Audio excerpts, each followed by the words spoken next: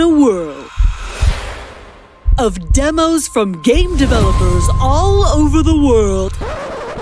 Yep, I did not pull that off. That world is Steam Next Fest, and the February edition is the 6th through the 13th, with an entire week dedicated to demos by the hundreds of upcoming games of all kinds on Steam, like post-apocalyptic worlds, platform fighters, adventure games, mystery dungeon adventures, and more. Steam Next Fest even connects you with the teams behind the demos with a whole week of developer live streams and chats. Check out the schedule and join us for Steam Next Fest, February 6th through 13th on Steam. And remember, the demos are all free. Yep, still bad. And yes, welcome everyone back again. The Steam Next Fest, the February 2023 edition. We are going to celebrate for the next week hundreds of amazing new titles coming to you on Steam through this festival. And glad everybody joining us all over the globe. People here on Twitch, on YouTube, right here on Steam itself. I am Spike Vegeta, and we're going to be talking about a bunch of the amazing looking games that you can get your hands on right now. Some of them demos, some of them open beta, some of the full games right now. I am joined by the one, the only, in the hosting booth. We have got Kung Fu Fruit Cup. How you doing? Hello, so excited to be hosting alongside you, Spike. And yes, I'm super pumped to see all of these games, these trailers, some gameplay, talking with multiple people. We have a bunch of guests joining us today to chat about a bunch of the games coming up. So we get to see a number of different genres and get you all excited for some games coming out this year. Some of them, again, like you said, there's a few open betas, things like that. Really, really pumped. Yeah, get excited, everyone, get pumped. Like you were saying, we're going to be joined by a bunch of amazing panelists for each of our different blocks we've set up right here. We're going to be jumping immediately into the first of those awesome blocks. We have got the action block. Let's take it away and see just a small handful of the amazing games you can get your hands on right now with the Steam Next Fest. Whether you prefer pixels or polygons, Steam Next Fest has all the action titles to keep your fingers flying and your blood pumping. In a war between humanity and the Fae, it's unclear which side you'll take. But you'll definitely bring a lot of firepower and your grappling hook to the cause as you swing and shoot your way through foes in the twin-stick Metroidvania, Rusted Moss. Fierce combat, cryptic puzzles, and tight platforming await as you strive to bring the light back to your castle home. Explore, gain abilities, and fight to drive out the darkness in Candle Night. Or use the darkness to your advantage. Low light can give you an edge as you battle the many creatures standing between you and the sweet loot in the dungeons of Dark and Darker.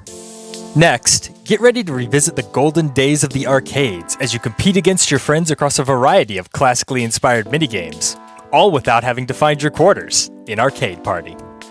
Finally, whether you're looking for fast times, flashy tricks, or just some fun with your friends, Slope Crashers has you covered. Pick your favorite from the cute animal cast and carve your way to the finish line in this downhill racer. With these and hundreds of other demos available to download, you're sure to have no problem keeping your adrenaline up during Steam Next Fest.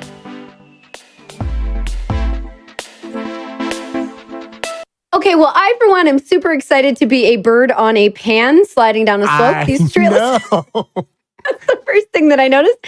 These trailers look absolutely amazing, and I'm so excited to be chatting with these. Spike and I will be talking today with Clage and V.me. So welcome, the two of you. How you both doing? Good to see you, Fu. Good to see you, Spike. Yeah, awesome to have you both on today. It's first couple of our amazing panelists here. Joining us for the action block.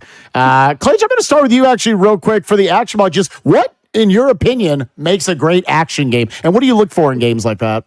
Oh, man. Obviously, I mean, action, you want your adrenaline to get pumping, right? So you want, maybe some exciting visuals. The big thing for me is I'm very music oriented with games first and foremost. So if your soundtrack's banging right out the gate and you get me going, that's always going to get things going. But yeah, just something that's like, okay, we're going in, we're fast, the tutorials are minimal. Just start doing stuff, whatever it is, we're going. Yeah, I'm with you. I agree. I think a soundtrack adds so much to a game. So when you have it, like, it really gets your blood pumping. Mm-hmm. I think that's a really wonderful thing. Okay, then what about you, V? What would you say makes a great action game? Probably the biggest for me is expression. Either player expression, could be skill expression, could be knowledge expression, or maybe dev expression. The dev decided to go all in on one type of concept, and you just see that when you play the game. Like, I don't want to go into a game where it's basically, I'm not sure what the dev wants me to see, but if the dev throws it in my face, that's when I can really get into it. And the action on top of that just flows along with it. I love that. I've never heard that. Yeah, just kind of having your expression within the game. And we were already seeing that there with all those trailers and the overview, just like little bits and pieces, little bite-sized moments. Games like Candle Night we saw right there looked really cool. I want all four of us. We're just going to cut the show right here. I want to go play Arcade Party right now. We're going to all do Arcade Party? That game looks super cute. I want to jump in with that. But again, here within each of these blocks, having each of these panelists, everyone, we're going to be delving into a couple of games we wanted to particularly highlight, some of the games we're most excited about. And let's go ahead and jump into the trailers. Check out our first one here. I believe we got Meet Your Maker. Let's see what you got.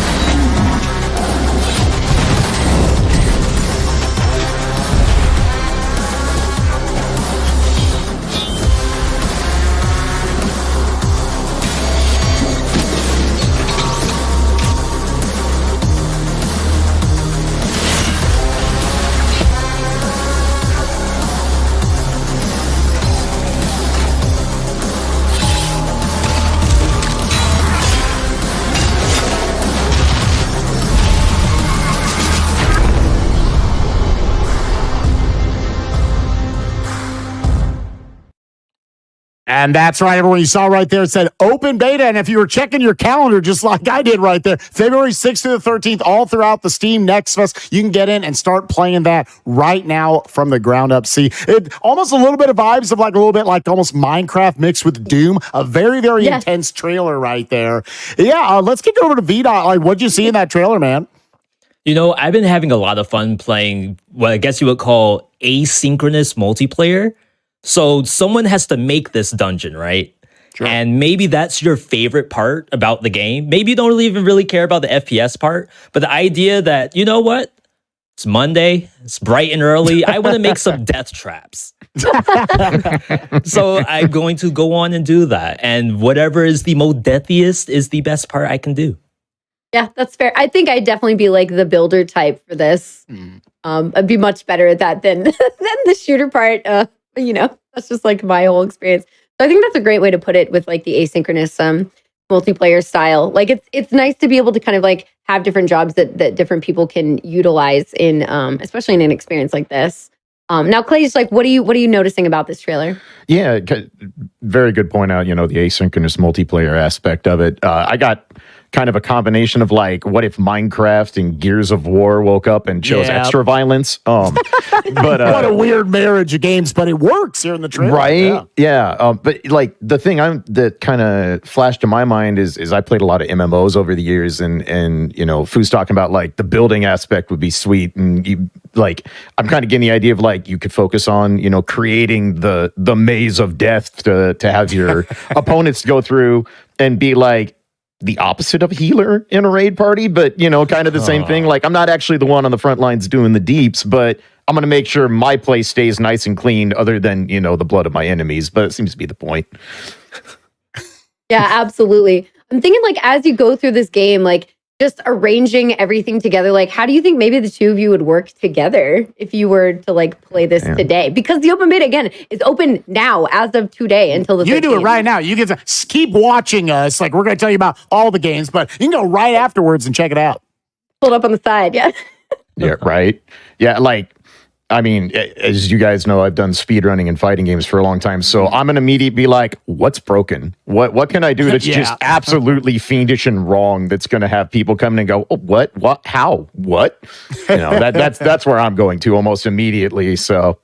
And then I'd be like, V, what are you finding? What's nasty? Right. You know, that does sound super fun. Let's say you get good at the game and your whole job, I'm just going to blow through everyone's towers as fast as I can. And then I'm sure they're watching some feeds saying, how in the world did this Clage person beat my tower in 10 seconds? What did I do wrong? Yeah, I think it's fun. The whole modular aspect of this trailer in general of this game looks really interesting in the way that you can put things together. It's like you're building a trap system. I feel like you're going through an action movie almost and like trying to avoid traps and little things shooting out at you. So it'd be interesting as a player going into somebody else's base as well. I mean, like, how do I survive through this as well as having people trying to shoot at me? Cool. Like, it really feel like it's putting you in an action movie in a way. Yeah. Or just an adult version of Home Alone. You're just Macaulay Culkin making this death trap tower for everyone coming in. No, but super cool looking game right there. Again, Meet Your Maker, open beta. Get into it right now. But again, after we talk to you about this other dozen or so amazing games we got coming for you. Fu, what's our next game we got coming up? Yeah, so the next one we have a trailer. I'm loving the title of this, so I'm super excited to watch. It's called I'm not kidding, it's just All right, let's check it out.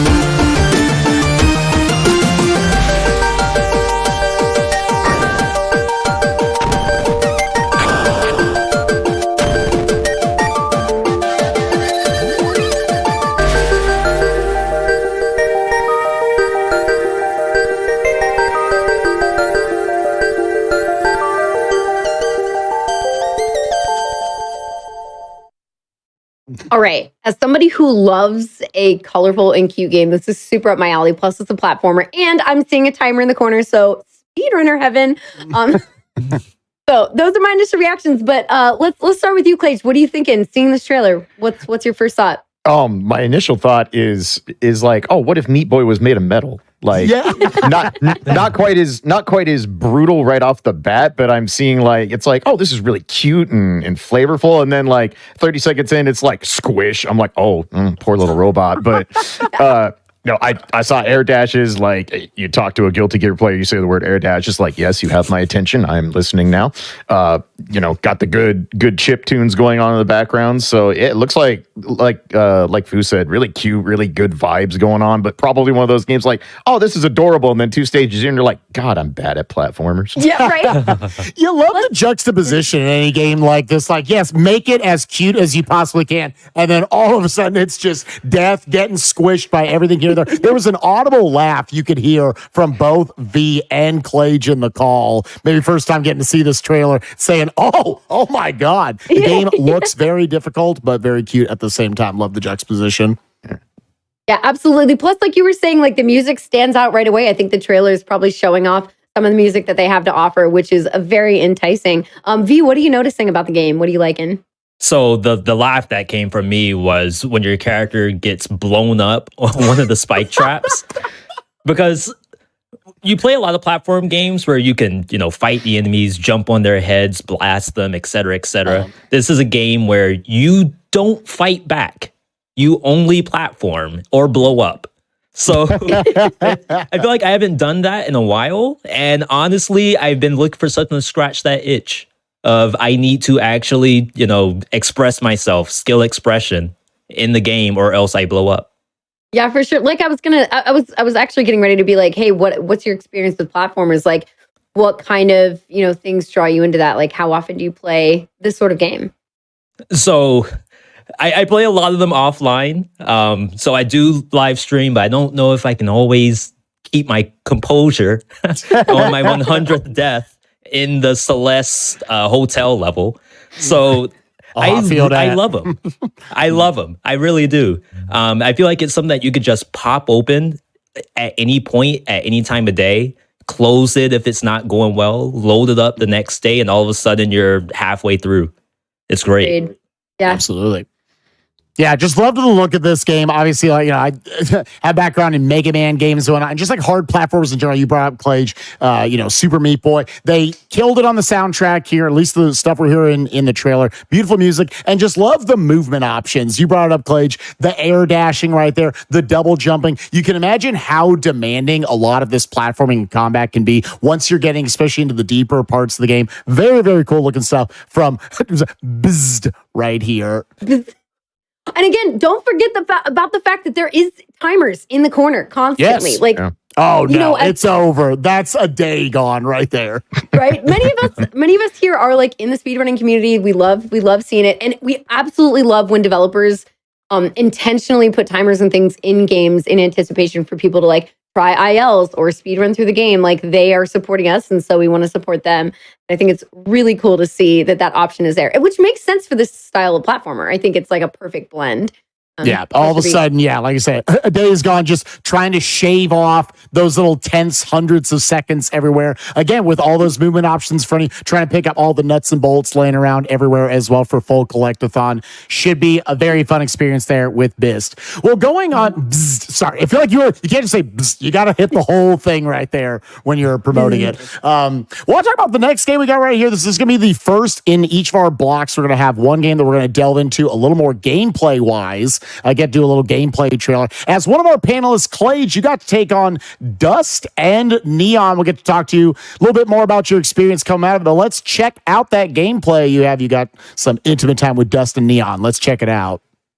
Hello there. All right, today we are checking out the demo of Dust and Neon for the Steam Next Fest going on in the action game block. So my name is Clage. We're just going to go right into this. I have kept myself as oblivious about this game as possible so I can give absolutely genuine reactions. So let's see what this bad boy is all about.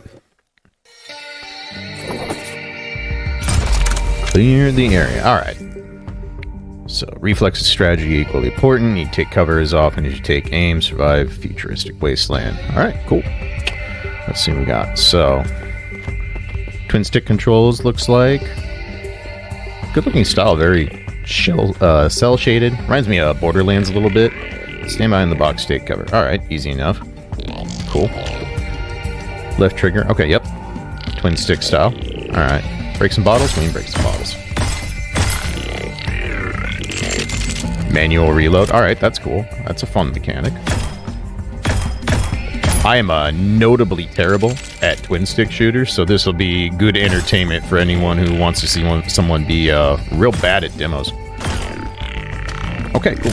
Ammo and crates, simple enough. All right, nice.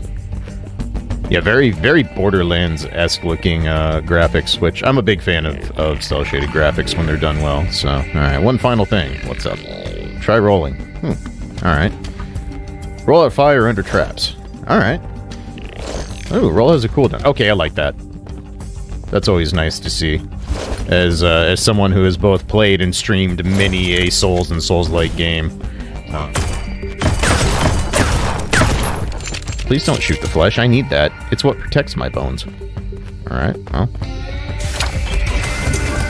Ah, the color. Okay. Interesting. So the color of the chest actually indicates what's going to be in there. That's cool. I wonder how random this is. So way higher critical, better handling, better ammo capacity. That's interesting. You know what? It's blue, and I like the color blue, even if it's not better. Let's grab it for fun. I'm messing with the demo.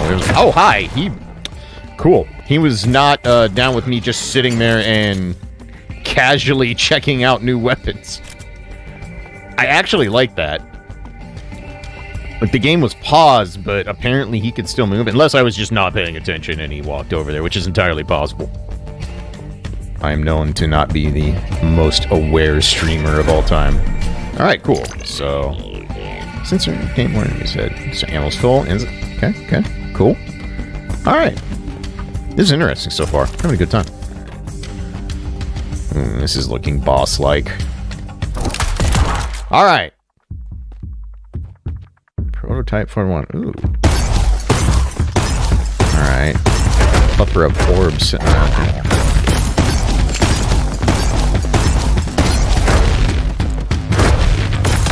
Okay, so we have to destroy his shields. Alright.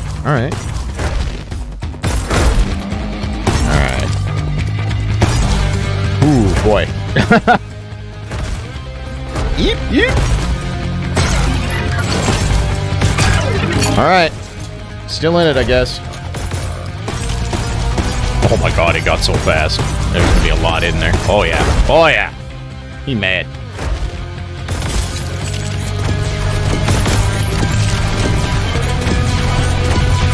Ooh, buddy. Ah! No, my stuff. So yeah, given how this thing rolls and the fact that you can upgrade all these things, yeah, this is definitely a roguelite. I'm very into this. This got a lot of potential. I don't know if there's been there's obviously been twin stick roguelites out there, right? You know, Enter the Gungeon, Binding of Isaac, etc., etc. But I like that this has more of a looter aspect to it as opposed to just, you know, which power-ups did you find? Stuff like that. So it's kind of a neat hybrid between the two. Completely different skills on the Mind Blower this time. All right. Yeah, I'm impressed. This especially for a demo, this feels very good.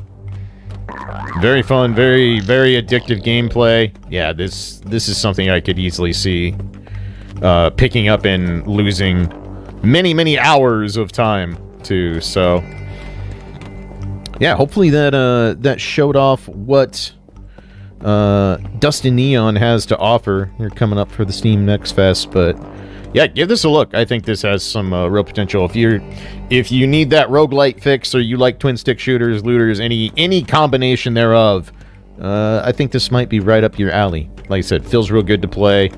Looks good. Has seen no stutter so far. Runs buttery smooth, so that's always nice. So yeah, I think that's going to do it for now. Hopefully you enjoyed the demo, and look out for all the other awesome demos coming in Next Fest. And for now, that's going to do it. So thanks for watching, everybody. Dust and Neon. Awesome looking gameplay right there, Clage. You got to get your hands on it, and you at home, you can get your hands on it right now. You can wish list all of the different games that we're going to be showcasing today. And again, go play them. You can play all these games on Steam right now. We're not telling you about stuff that's coming out in 2-3 years. We're telling you about stuff you can play right now. Get your wish list ready. Add Dust and Neon to it. One of my favorite looking games of the entire day that we're getting to look at. And Clage, you got to get your hands on it. It is an amazing hodgepodge of different genres. You were explaining it to us. How did you describe it just now for the people at home? Yeah, so what if someone was like, all right, I'm going to make a twin stick shooter that's also a roguelike, whatever you prefer for the genre. It's got a Dark Souls style dodge roll, and it's also got Borderlands loot. You know, so if you're the addictive personality type to any of those predispositions, sorry about your future schedule. Right. Yeah, this game also seems like it's like very punishing. Like there's just so much that goes into it. We're being told that like enemies follow you into buildings. Like there's really no stopping an enemy once it locks on. Like it's coming for you. You have to be ready to go. You can't just sit there looking at your gear or anything like that. Like it's coming in. Right? That blew my mind when you were like, oh, let's look at this other gun. And then all of a sudden, dudes just spawn camping you, ready to blast your booty as you're trying to say, like, what are you doing? Come on. So brutal. Yeah, absolutely. No, it was really interesting because very quickly they're like, hey, here's how cover works. You can sit behind cover and reload. And by the way, reloading is a manual button. You reload every bullet by hand. Wow. Which is really cool. But so it's like, okay, cool, cover shooter, like we're Gears of War twin sticking it up. And literally, I think 5-10 minutes into the gameplay demo, enemies started shooting homing bullets that just are like, what cover? I don't know what you're talking about, my guy. You know, and that's to say nothing of the bosses that you got to see me fight. That it's like early on, it's like, oh, this is cool. It's like very old school, like, okay, learn the pattern, dodge, you know, be patient. Very, very, you know, like, oh, we've played, you know, modern Souls games and stuff. Just don't overextend. You'll be fine. And then it goes to like phase 2 and 3. It's like, oh, by the way, this is a Toho game. Have fun. Yeah. I feel like at that point, like, even if they try to give you as much prep as you can with like, here's how you do this, like all kinds of tutorial things, I feel like sometimes your brain can just like like short out really quickly and be like, I forgot how to do this. Players are just saying that like, oh, just totally forgot to dodge roll at all, right? 100%. Used it in the tutorial and then never used it for the entire gameplay demo because I'm like, oh, right, that was a thing they taught me. Oops. Yeah. But you just You're get so already focused on twin stick shooting right there. There's already so much going on with your hands. Yeah. right. Yep. Exactly. There's just so much to focus on. So like trying to remember every little bit. It's hard, but like, you know, they have a ton of different tools available for something that's got this level of difficulty to make sure that you have like what you need to be able to survive. Yeah. Yeah. And obviously also- the roguelike aspect, you know, you get that satisfaction of like, oh, I can't beat this boss. I can't beat this boss. And then 20 runs later, when you're a little bit more overpowered, you're like, oh, finally. Yeah, absolutely. And before we move on to the next game, just wanted quick thoughts from V, like with you watching all this, checking out the gameplay, like hearing from Clage. What are you thinking about this? Yeah, that was great. So I played a lot of bullet hell games. Your Isaacs, your Evitas, all that stuff. It's not every day where you get to see one incorporate that into like a cover system game. But then, oh, by the way, sometimes the cover won't help you at all. So this is now back to bullet hell. So I think it's really cool. I feel like a lot of devs, they give you the options. You could dodge roll if you want to, but if you want, you can sort of stutter step your way through the bullets, shoot at the same time. And then the reload mechanic reminds me a lot of BPM. You have to do almost like a rhythm game where each bullet you put into the chamber itself. Very, very cool stuff. You can't just kind of same mindlessly keep shooting. You're constantly weighing where is my ammo situation at the entire time. And that's what I like so much about watching you Clage, get to play through the combat system. It's like you say, V, you know, you got a dodge roll there. You can kind of stutter step your way through it. There's lots of different options to go about tackling all the different challenges that the game is presenting you with.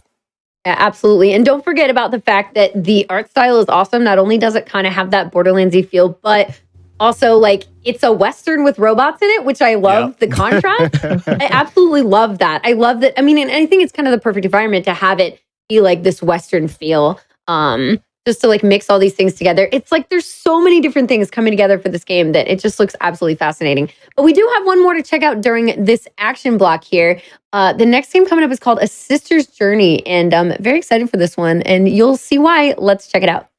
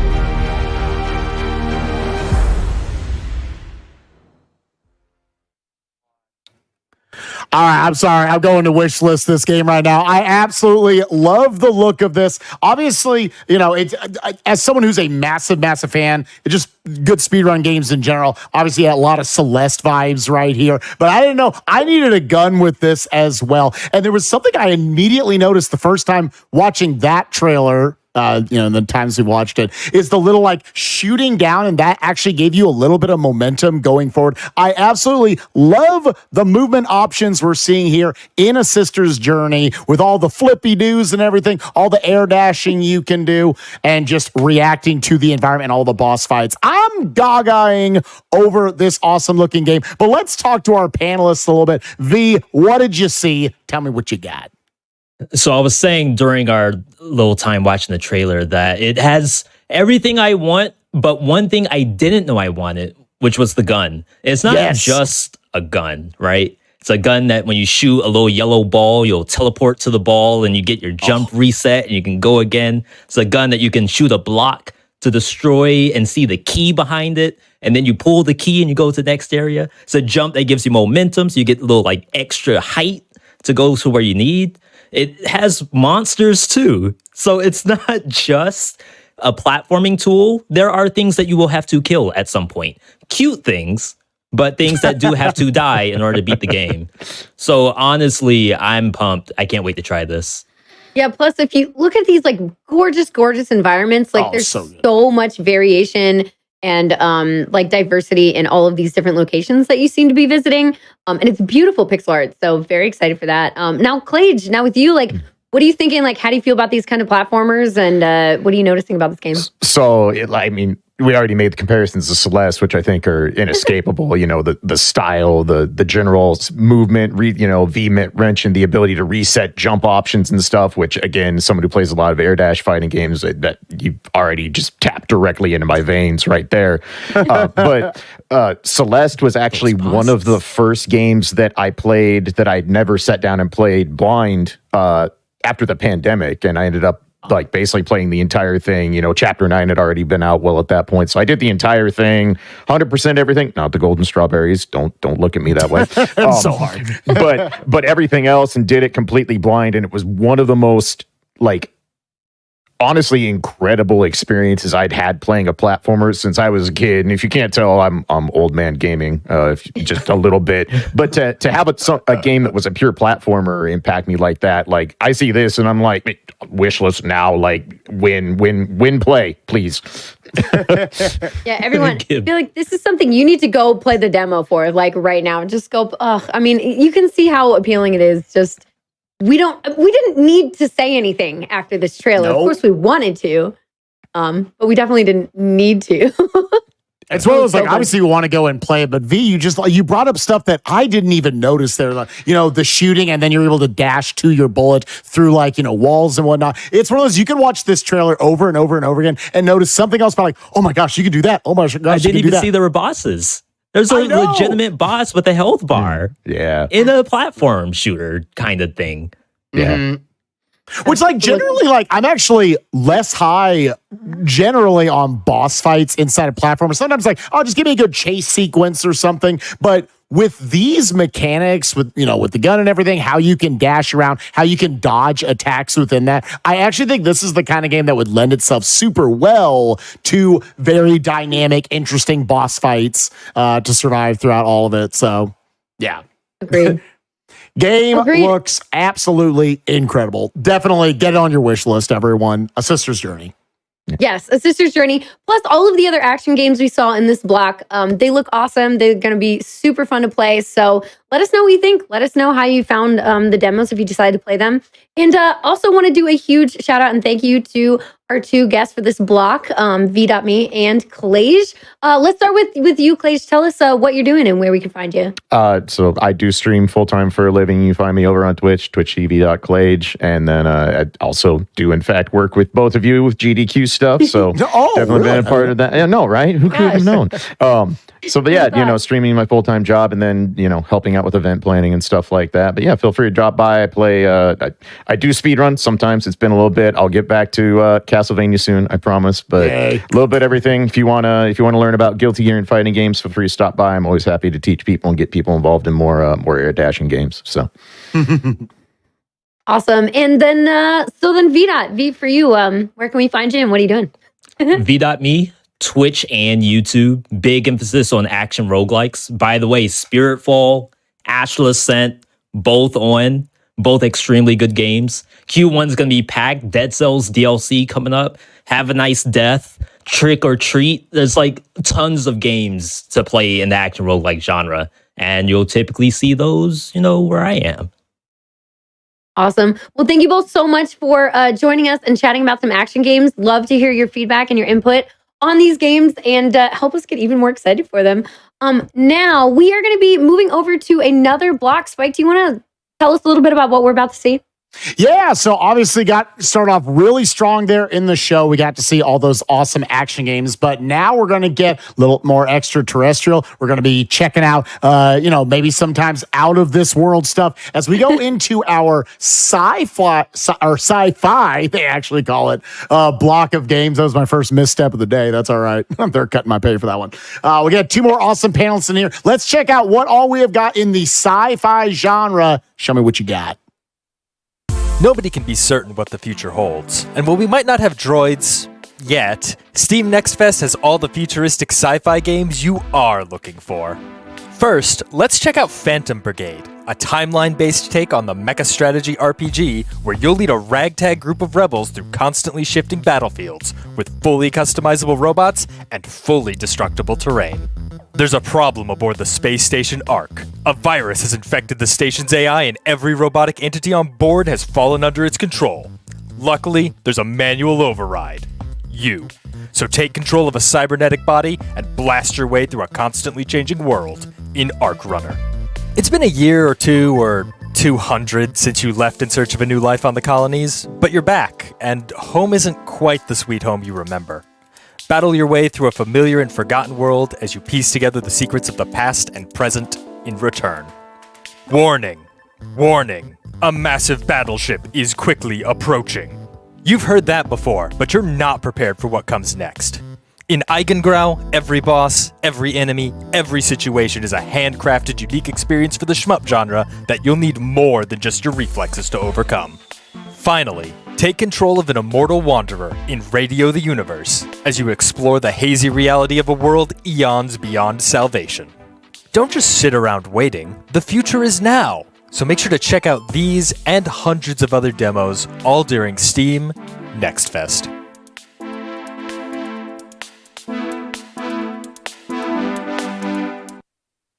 All right, well, I am loving the look of these sci-fi games. These are really cool. I see Return in there. It looks like beautiful. Okay, but I'm ready to talk about these. I know you are, Spike, as well. And we have 2 new guests / panelists with us now, Casey Frew and Dano Taj. Welcome to both of you. Hello, hello. Hello. Good to be here. So excited to be chatting about some of these great sci-fi games with you two. We have another handful of games to go over together and a little bit more gameplay footage, which is going to be amazing. So, Spike, why don't you lead us into the first game? Yeah, and real quick, I just want everyone here, Kung Fu, give me your best. What was the name of that shooter game back there? That was Eigengrau. Eigengrau. I just wanted to hear how you were pronouncing it right there. That game looked super sick, and that was just in the intro trailer. That looked great. But let's jump into some of the games that we're doing some specific focus on here in the sci-fi genre. Show me what we got from Oblivion Override. Let's see it.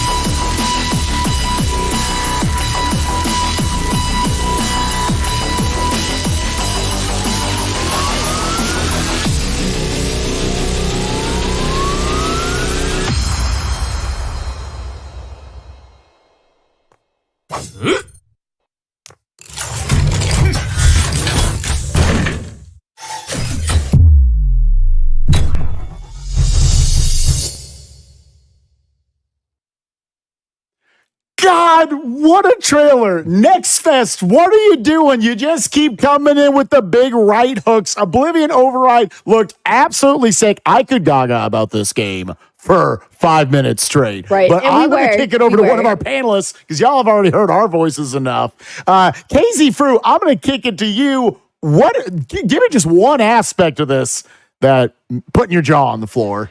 Thank you, Spike. So Sci-fi, I think, has a wide range of feelings and emotions, everything from quiet and meditative to loud, abrasive, destructive, filthy.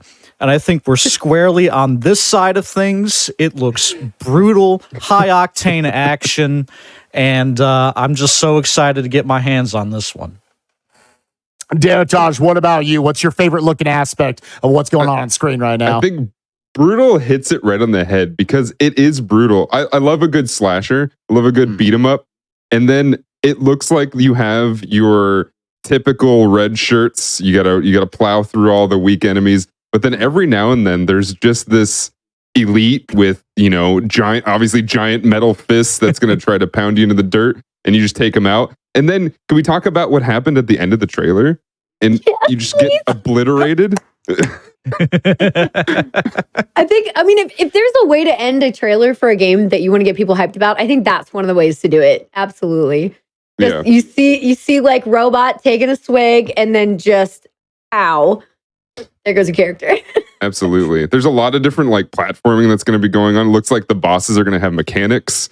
It looks like it's going to be complicated in the best ways possible. Also, absolutely.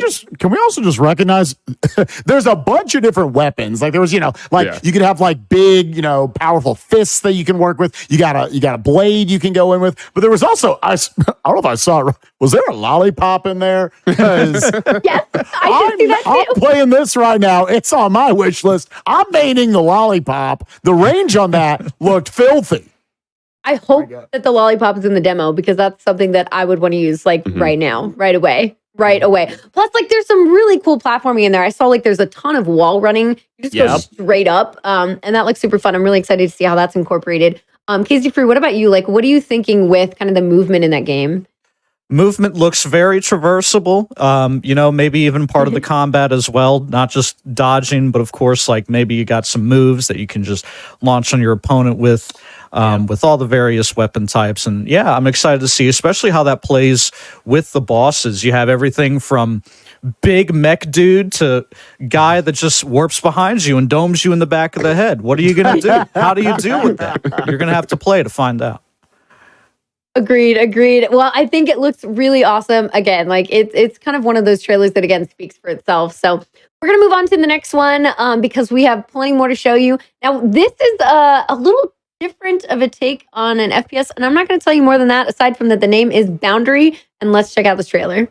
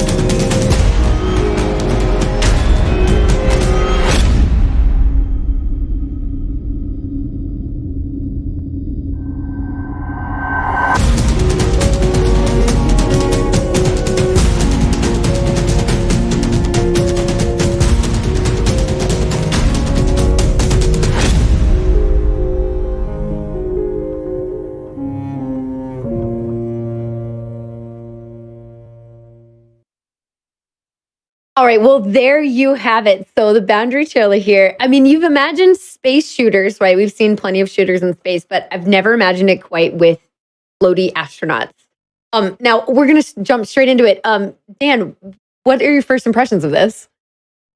My first impressions are, do I get a Sandra Bullock skin that I get to use? That was my first note I wrote down about this one.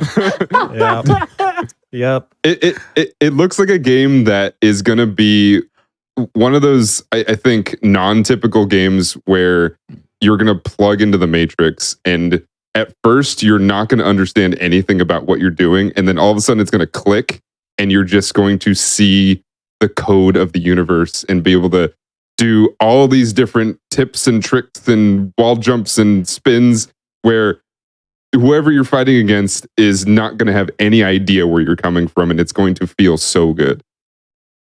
KZ, you come from the speedrunner community with us. Watching a game like this, there's, our brains are already working a little bit like, okay, how can I break this?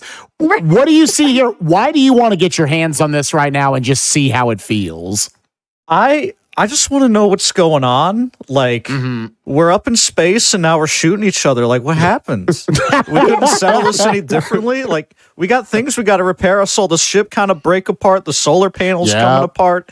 It's like, what are we doing, guys? I only have so much O2. I don't want to waste my breath. Doming you when we got to be working together. But I think this game was the one that caught my eye, partly for the reasons I said before. It's like, okay, we got a quiet, meditative game. Sure. And then they pull out the gun. And it's not like that at all. I have to imagine we're going to be doing a lot of work on the spaceship or the space shuttle or the space station while trying to not get shot. Right. And it looks like you have complete free range of movement in space, and that's been really disorienting for me. I'm going to be really interested to see how it utilizes that freedom of movement, that spaceship, that space environment, that low orbit. It's very exciting stuff. Yeah, absolutely. And what are you going to do when somebody pulls out this straight up machine gun and starts going at it? There's a full-fledged machine gun in there. Can I finish soldering first, dude? Come on. Right. You actually bring up a really good point. I wonder if your oxygen tank is going to be like a mechanic that you have to pay attention to throughout this. I assume it will be, right? Wouldn't you think? So that's like another element that's going to be thrown into it. You got your space station. There's going to be damage done to that. You're going to be shooting at each other. You're going to probably have an oxygen thing to worry about. There's a lot going into that. You don't think about it first. It's going to be it's a very interesting take on a shooter. Dan, what else are you thinking about this? I don't know. What do you think? Machine gun? Well, my stress levels were fine until you started talking about having to worry about your O2. Right? And now my stress levels are through the roof. It's fine, but... And now I'm like, wait, do we have to worry about that? And if so, does that add a whole new level to the strategy? And I noticed in the trailer, and I don't know about in the game, but there's not really much game sound, and you're in space, so that sort of makes a lot of sense. And I feel like that might also add to the stress levels and skill levels of what you're supposed to be doing. Yeah. I think we've played a few different space games. I think speaking of a recent one, Dead Space is kind of like this, where there's a scene and you're just in space and you're like, oh, this is eerie, and this is going to add to the tension for sure. Yeah, somebody please demo this right now. Let us know if we have to worry about our oxygen, okay? Because we're all concerned and stressed now. Yeah, I love that kind of thought process we've all come to. Is like, it's going to be this is such a unique setting. Everything's probably just going to be quiet out there. There's so many other factors that it's not just it's just an FPS game, but in space. What all comes with that? You're clearly not like a robot or anything. You are another human breathing oxygen. Oxygen. That's part of it. But with that, let's go ahead and jump into our third game here of the set. I believe we have another set of gameplay footage right here as we have the rebirth of a classic 90s IP. Let's see what we got here in System Shock. Show me what you got. All right. Hello, everybody. My name is Dan Otage, and we're going to jump into System Shock, the demo. We're checking into this. I've been looking forward to this for a very long time, so this should be very interesting. It's called the medical demo. I wonder what that means. Difficulty configuration. Combat seems good at 2. Mission doesn't change past 2. Puzzles at 2. Cyber at 2. Is puzzles at 2 going to make me look dumb? I don't know. Maybe. Maybe that's probably part of the problem. This has a lot to do with puzzles and lots of different things. So this should be interesting. In fact, the year is 2072. You are a hacker caught attempting to access protected files concerning Citadel Station. A space station owned by the Trioptium Corporation, Edward Diego, a Trioptium executive, offers to drop all charges against you in exchange for hacking and removing the ethical constraints of Shodan, the artificial intelligence that controls the station. He also promises you a valuable military-grade neural implant. Your implant surgery has been successful and you've been put into a 6-month healing coma. What did I just hear? Robots? Hold on. I'm gonna pick stuff up. Hold on. I'll be there in a sec. Right mouse to use surgery machine? Why do I need to use a surgery machine? Are you bad guys?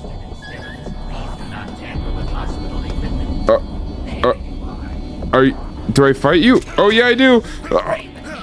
Oh god. I'm not hostile. I mean, I am now, but I wasn't. I promise I wasn't. What is this? Battery pack. Yeah, I'll take the battery pack. F1 biological systems monitor activated. Can I? Okay. All right. Anything else in here? Berserk. What?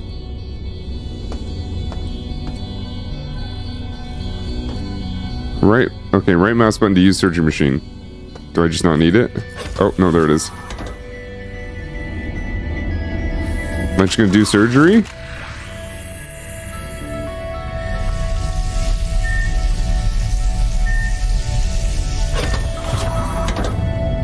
I don't think I was hurt, was I? Maybe, I mean, you know, just in case, just to top us off. You know, you never know. That fight probably was meant to hurt me a little bit more than maybe it did. 451. Before I forget the number, because I totally might. 451. Access. Ah! Ah! What is that? Oh, his head popped. Alrighty. We lost a bar of health. Welcome back. Absolutely full of stuff. We hope your somnolent Mini pistol. Went well. Cool. Today is this. Seems like a dead end.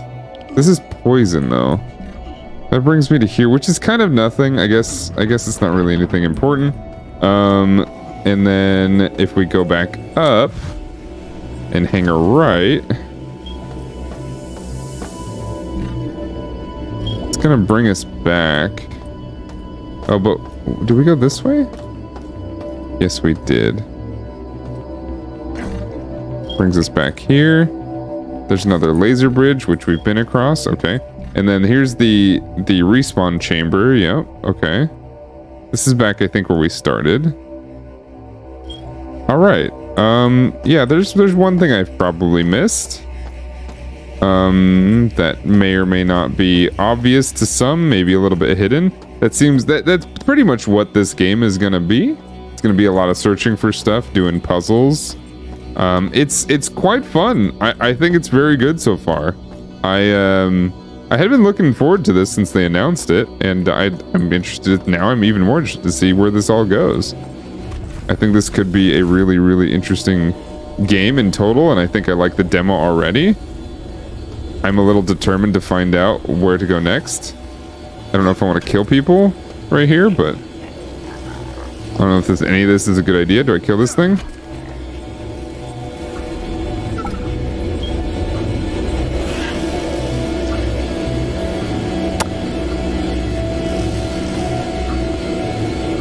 I think that's a good place to call it. Oh, I hope the demo was good. I hope you enjoyed the gameplay. Oops. I mean, not really oops, I did it on purpose, but, you know, I wasn't sure what was going to happen after one hit. I guess that's good. All right. See ya. Thank you. All right. That was so fun. And I love seeing the vibes of this game. Really cool to see this whole series get a reboot. Again, it's like a 90s. This is like a remake of a 90s series. It looks like, but my first impressions watching the gameplay, and what I want to talk to you about it, Dan, is that I love that it's not only like this kind of like spacey sci-fi adventure, kind of has like those Dead Space feels, things like that, but it's got so much color. So fascinating. Like there's so much color in it, which you don't typically see. Now, like, what are your impressions playing through? I know there was like a huge amount. Like that map was big for the demo. That was a big old demo. Yeah, it was thick. Yeah. I playing through it. It's very much feels like a new game. And I got a lot of the classic System Shock vibes with just sort of how it felt. Because for those that haven't seen it and what it looked like, it looked like Doom kind of. It was that style of graphics. It was very that era of gaming. And the original. In that fashion, playing through, it kind of felt like Doom 3 in a lot of ways. Not to compare to another game, but I think it lines up. It's sort of linear in that way. Everything that was interactable didn't necessarily have a prompt. You had to like go look at a panel. You had to go look at a panel, click the button specifically where you're supposed to click the button, and that was super immersive and very good.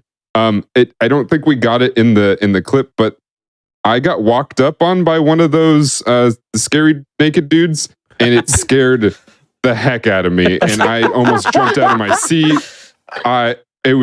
It's good, and yes, it's dark but colorful. It's pretty. It was cool all around. There's like a certain amount of comedy to it for sure. And I like, Fu and I, we haven't played the original. I saw, System Shock. This is a retelling in the 90s. You actually played a little bit of it back in the day, Dan. Do you feel like they did a successful job of kind of modernizing at this point, 25-year-old series? Yeah, because instead of having like menus pop up, it felt like you were in it this time. So I think that alone modernizes it a ton and showing how far, just technology has come in such a kind of not really that long of a time, although for some people in chat, maybe a long time. I'm old. But it's come such a far way. And yeah, it felt like I was in it and super immersed. And that's always the thing I go for first is, do I feel immersed? Yes. All right, cool. I'm in. Yeah, so you can tell that they put like a lot of thought and work into this game to like really bring the series back to life. I love hearing that, like that you were immersed in the game. It, honestly, this isn't necessarily the first style of game that I would choose to play, but seeing this and like hearing your thoughts about it really actually makes me want to play it. Like I legitimately want to try it.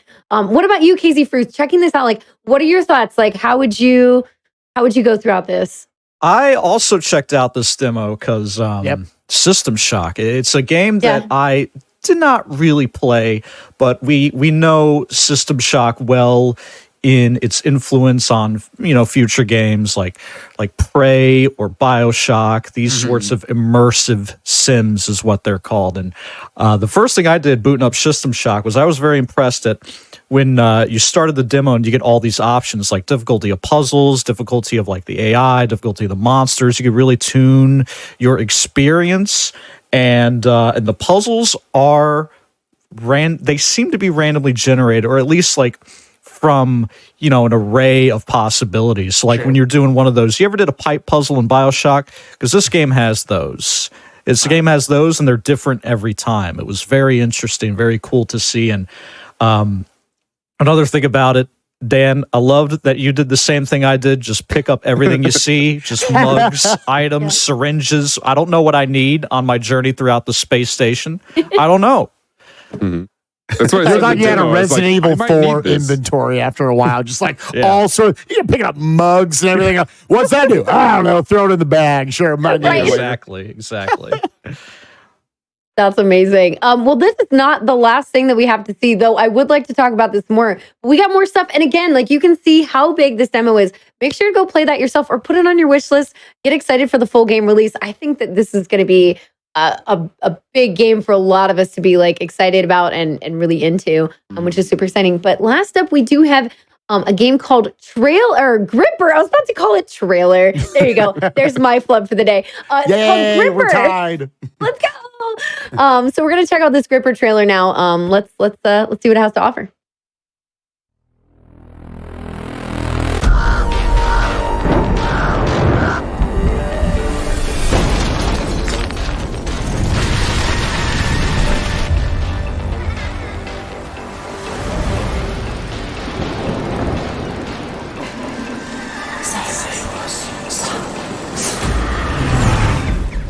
Zero, where are you?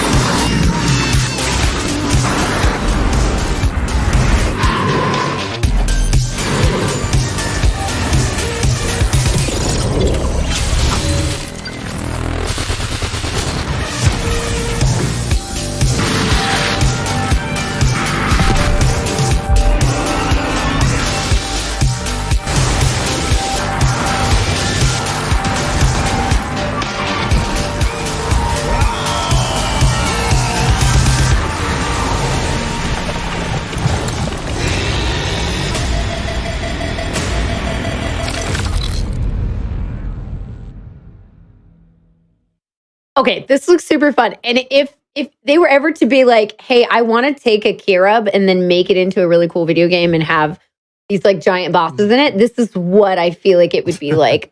So let's go straight into Dan. Like, what are you thinking with all of this with this bike movement?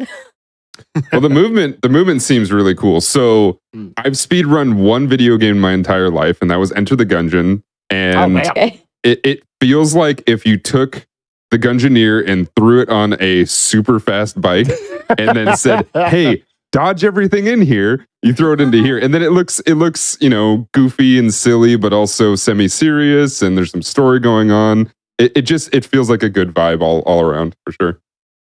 Yeah, loving the colors in this. And then KZ, first thoughts, like first reactions. What are you thinking? Yeah, so I checked out the demo for Gripper, which anybody listening and watching right now can also do. I played a little bit of Gripper. It's got these, from what I could tell, from what I was able to experience, it has this sort of, you're driving the bike, you're navigating through this tunnel, you got to dodge the obstacles, and it also has this top-down perspective where you have like a boss arena that you're in, and you have a bunch of abilities on the bike that you can use. You can throw things at the boss, you can use mines, and you got this face that's after you. I don't know what the deal is with the face. I saw the face, and I'm like, what's up, man? Are we going to be friends? And he's like, no. So, and another thing, too, last thing about it is the art style as well. You've got these lovely drawn scenes that really tie it together, I think. It's a great use of art direction in your game. I agree, yeah. Yeah, it's just it's such an interesting trailer to watch, and as all of our trailers have been today. That like you see, okay, guy on a bike, and my immediate thought is the bike is your movement. That's simply your traversal. And then you realize watching the trailer, like, oh no, we're doing boss fights on this thing. I like everything in the game is going to be involved sitting on this bike the entire time, thinking about the unique experiences that could come from that sort of gameplay, whether you're in the boss fights or just running through areas, effectively the platforming of it. Super, super cool looking trailer. And again, got to give a shout out to the fat cat. It's the lollipop of this trailer. I was like, oh, that cat looks adorable. I want to know why we care so much about it. You have to find out when you play the game yourself. I agree, but I'm not excited about that. That big skeleton, like, dude, I do not want, I don't want to do that. We got to beat that one real quick. Well, awesome. This has been a absolutely fire block, just banger after banger. Make sure, again, get all these different games on your wish list right now. Again, you can play all these games as we speak. I want to give a big shout outs to KZ Frew and Danataj, both for joining us. KZ, let's start with you. Make sure you plug yourself. What do you like to do with your free time, and what do you like to do on stream and whatnot? So I have been known throughout the years, very blessed to have been known throughout the years as like the GTA guy on GDQ. So that's been very cool. I still stream. I've been playing The Godfather. I love licensed games. I love old licensed games, man. I'm ashamed. It's a shame we don't have licensed games here. Would have loved to cover one of those. But so that's next time we're gonna all license block. All license, please. Thank you. Yeah. So twitch.tv/KZ_Frew. I'm on Twitter, and that's me. It's been a pleasure to be here. Dan, it's been an absolute pleasure having you on as well for this. What do you like to do other than speedrun and Enter the Gungeon? Thank you. I mean, it's been my pleasure to be here. So yeah, I'm Danotaj everywhere, and I pretty much do that everywhere. So I stream here on Twitch. I stream a lot of Escape from Tarkov. So I end up being very sad with myself most of the time. But I come from so I used to write for Prima Games, if you guys remember the guides back in the day. So you helped me beat many video games. Thank you. I appreciate that. There's a bunch behind me. So yeah, I used to write there. So what I do on YouTube is I tutorialize games like Escape from Tarkov and just coming up, we're going to be doing some Enter the Gungeon, repricing that because I haven't done that in such a long time for charity. So come by if you want to sometime this month, and we'll do some of that. That's me. That's Danotaj. Awesome. Well, thank you both so much for being here. It's been awesome chatting with you. And again, checking out this sci-fi block. I loved it. It looks so much fun. I think I'm going to say that after every block. I'm like, oh my gosh, these games look so fun. What's like the whole man, point. this looked awful right here. It's probably why they were legitimately, Theme Next they're Fest doesn't miss. let's bring Fu on. She's just going to say everything looks super fun because it does, because it really does. But next up, we have another amazing block. This is the simulation block. Now, you got to love a good sim game. So let's check out some of the games coming up in the sim block. Raising cattle to raising humanity from the brink. Steam Next Fest has all the simulation games you're looking for.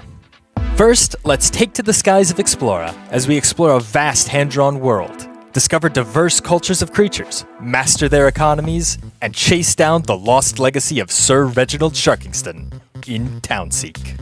Then, settle down in Pixelshire, a sandbox RPG where you can grow crops, raise livestock, make friends, master trades, and even reshape the land to your desire. When a natural disaster covers the planet in toxic gases, only a desperate invention, the Oxygen Center, can bring the planet back from the brink. So take a deep breath, Commander, because you're humanity's last hope in Oxygen. Next, explore a bustling world as you tackle minigames to level up skills, grow crops, raise animals, and start a new life in the 2.5D take on the farming simulator, Cornucopia. Finally, head out for a drive down one of America's most famous highways as you take odd jobs, see beautiful sights, find hidden treasures, and drive from Missouri to Vegas in Route 66 Simulator. We may have reached the end, but don't worry, you can always try again to see another path, or try one of the other hundreds of demos available now during Steam Next Fest.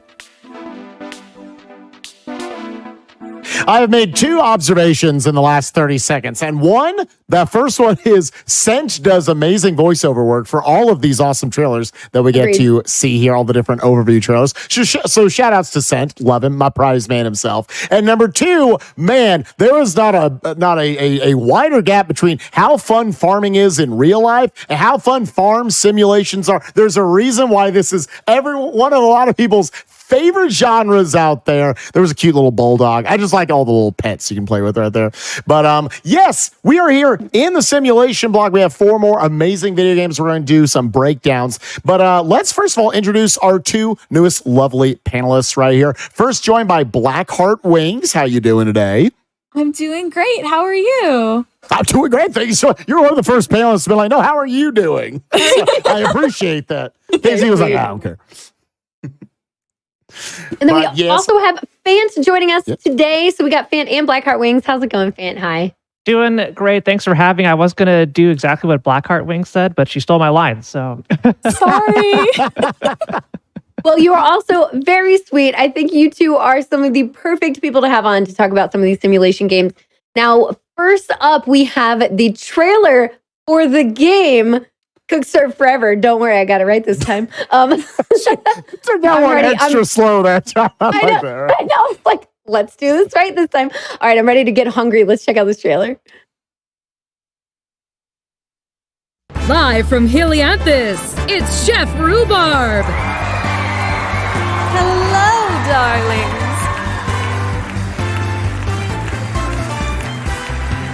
Tonight, I will be making uovo al tartufo, a delectable egg yolk ravioli with buttercream and shrimp. Wow. Then our special guest is the President of the United States. I was going to bring him on first, but he can wait.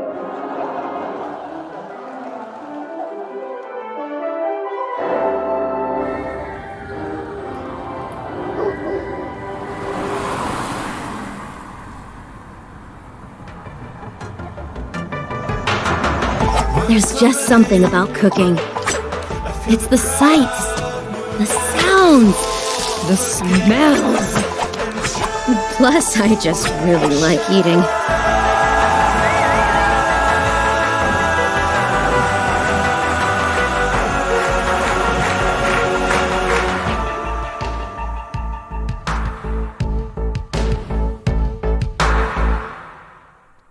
That's tasty.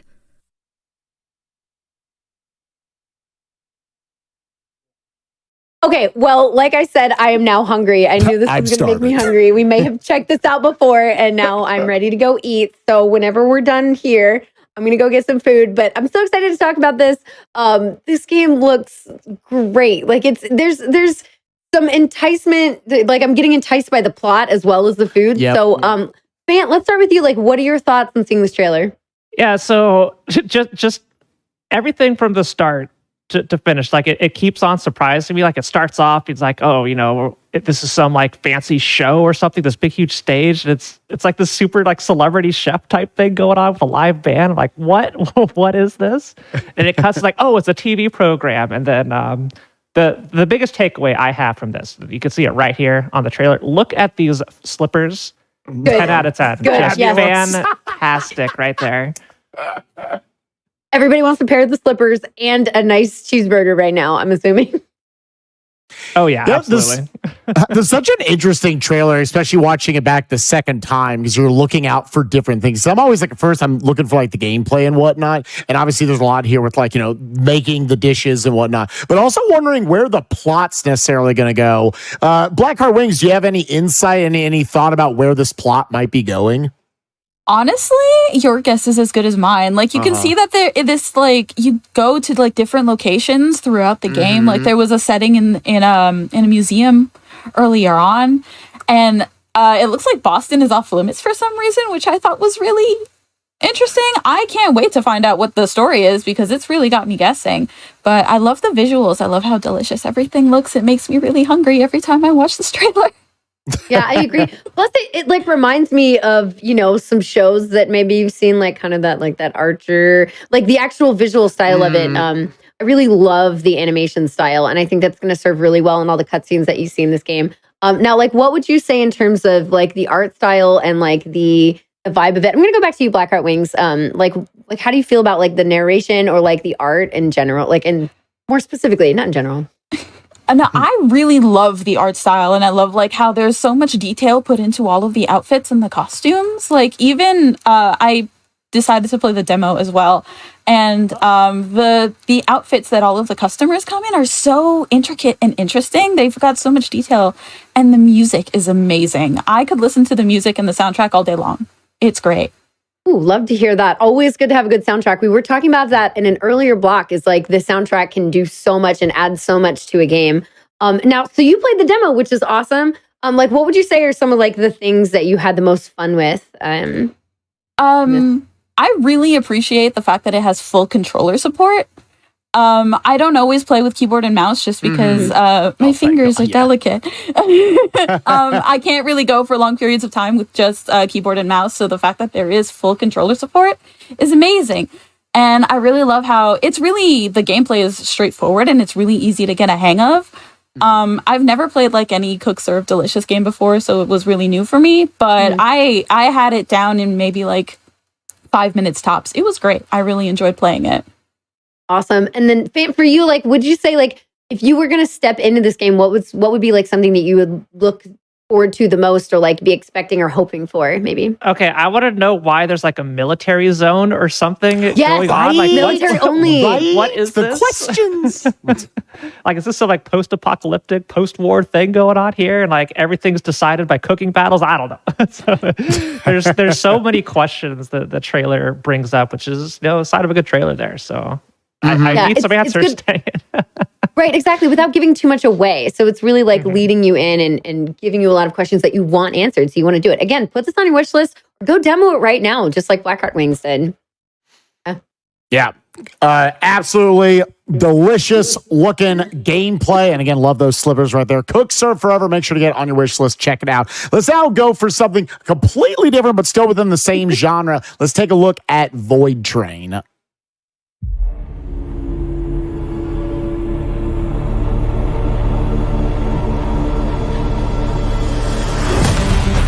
Build and expand your own train while traveling through the void in solo or online co-op with up to 4 players. Now with a larger variety of islands, enhanced weapon system, new dangers, puzzles, and void creatures.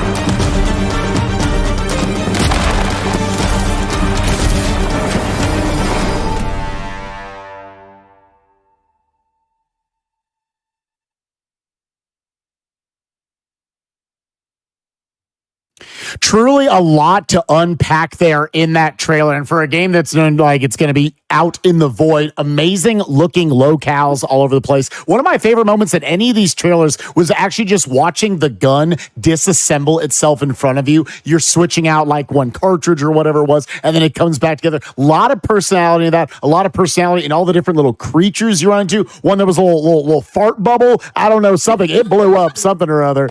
That was my number one piece of commentary there from Void Train. Super cool looking game right there. And Blackheart Wings, you were pointing out possibly a little bit of multiplayer right there. Yeah, they mentioned that you can play with friends in the trailer, which very important, honestly. I love a good game where you can play with friends and just get up to shenanigans. It doesn't always have to be serious. So, you know, if you're like putting your little base together on your train and you get into arguments about how it's decorated, because there are decorations, as you can see right here in the trailer. So, yeah, collaboration in simulation games is always a great time. And I'm glad that this game seems to have a co-op aspect to it. Yeah, absolutely. And actually, this is one of those, like, one of the few games that we'll see today that has actually been kind of brought forth by some of the bigger YouTube creators. If you watch any YouTube gamers, so I've seen a couple episodes of this game, and it's like got it's very like raft-like, where you're building your base as you go along. So it's really nice where you can like take the base with you and expand from there. And I have seen some multiplayer gameplays. So yeah, it's definitely lots of shenanigans to be had. Now, Fant, like going into this experience and like checking this out, like what do you think of this style of game and how you'd be playing it? Yeah, it's interesting you mentioned Raft, because I loved that game, and this is definitely giving me that vibe of, you know, it's also like giving me like a sort of like Survivor style gameplay here. You know, staying alive. Like it looked like there was like resources you had to go get and all that. Make sure you can, you know, keep the train going. I imagine like, you know, getting materials and stuff to eat to expand your train and, you know, take on future challenges. But I think the thing I'm most excited for about this is the possibilities of where you can go on the train. Seems like absolutely endless, because you know you're out there like floating in the void in space, and there's just so much variation. And you know, I'd love to see what the developers can do with this concept.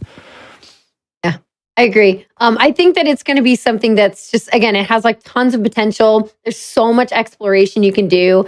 And again, I love that you can like bring your whole system, your whole base with you as you explore through like these like multiple endless worlds, like you're saying, Fant.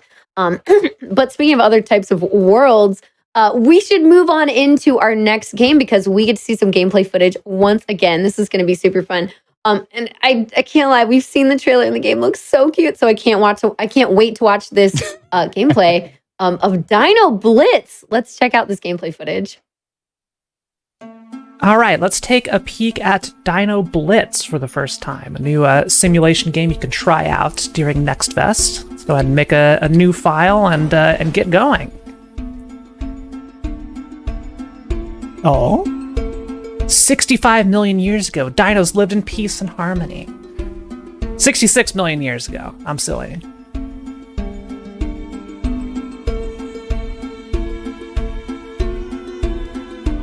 Oh my god. Do I have to destroy the dinosaurs? No. It's making me do this. I can't believe this game's making... Oh! Gosh dang it. But one tribe that managed to survive for now. I think that'll be us.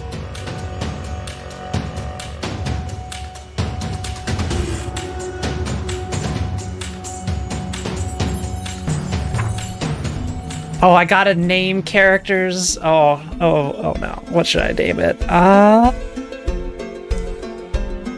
You know, Spike Vegeta, you can be our chief here. How about that? No, it doesn't fit. All right, we'll just call you Spike. I think Spike is unironically a pretty good dinosaur name. 6 settlers, 2 soldiers. Mood is happy. All right, that looks good.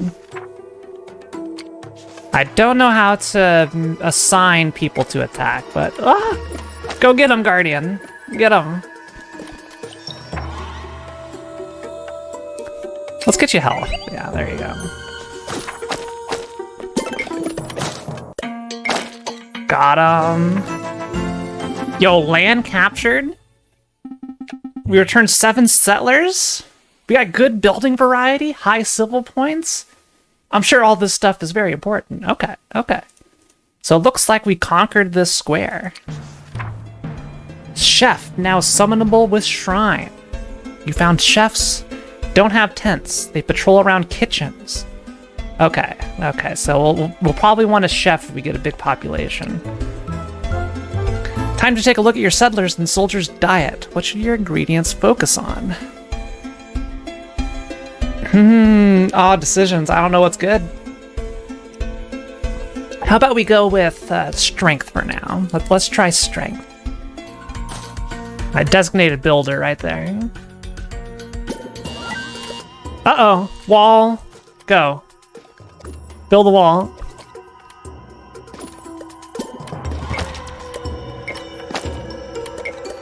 Spike, get out of there.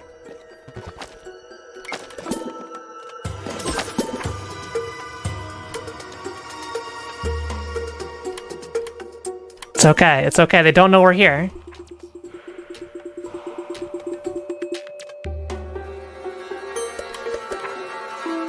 They're stuck. This is good. Yes! Oh my goodness. It worked. I didn't even have to build it. I got a wall there. Yo, we have so many people over here. Oh my goodness. We're gonna win. Let's go. Oh, they're making so many settlers. Okay, we just need to make sure we don't starve. We never built a sick bay. It's okay. It's fine. It's perfectly fine. We just stay here. Let them go.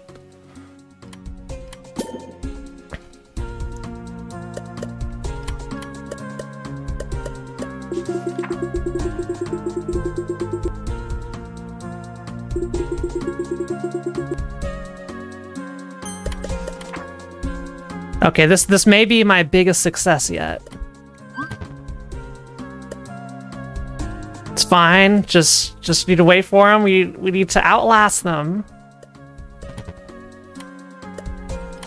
They're overworking. They're getting stuck with each other. Everybody's sick. It's fine. Just a little bit longer. Go.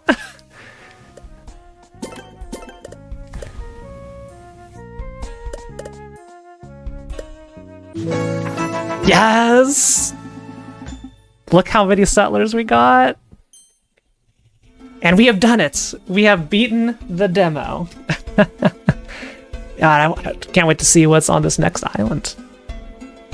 You know, Fan, it's very fitting that you named that dinosaur after myself, because just like me, all of those dinos were so adorable, so cute. And I'm not going to lie. I'm going to admit this to everybody watching at home.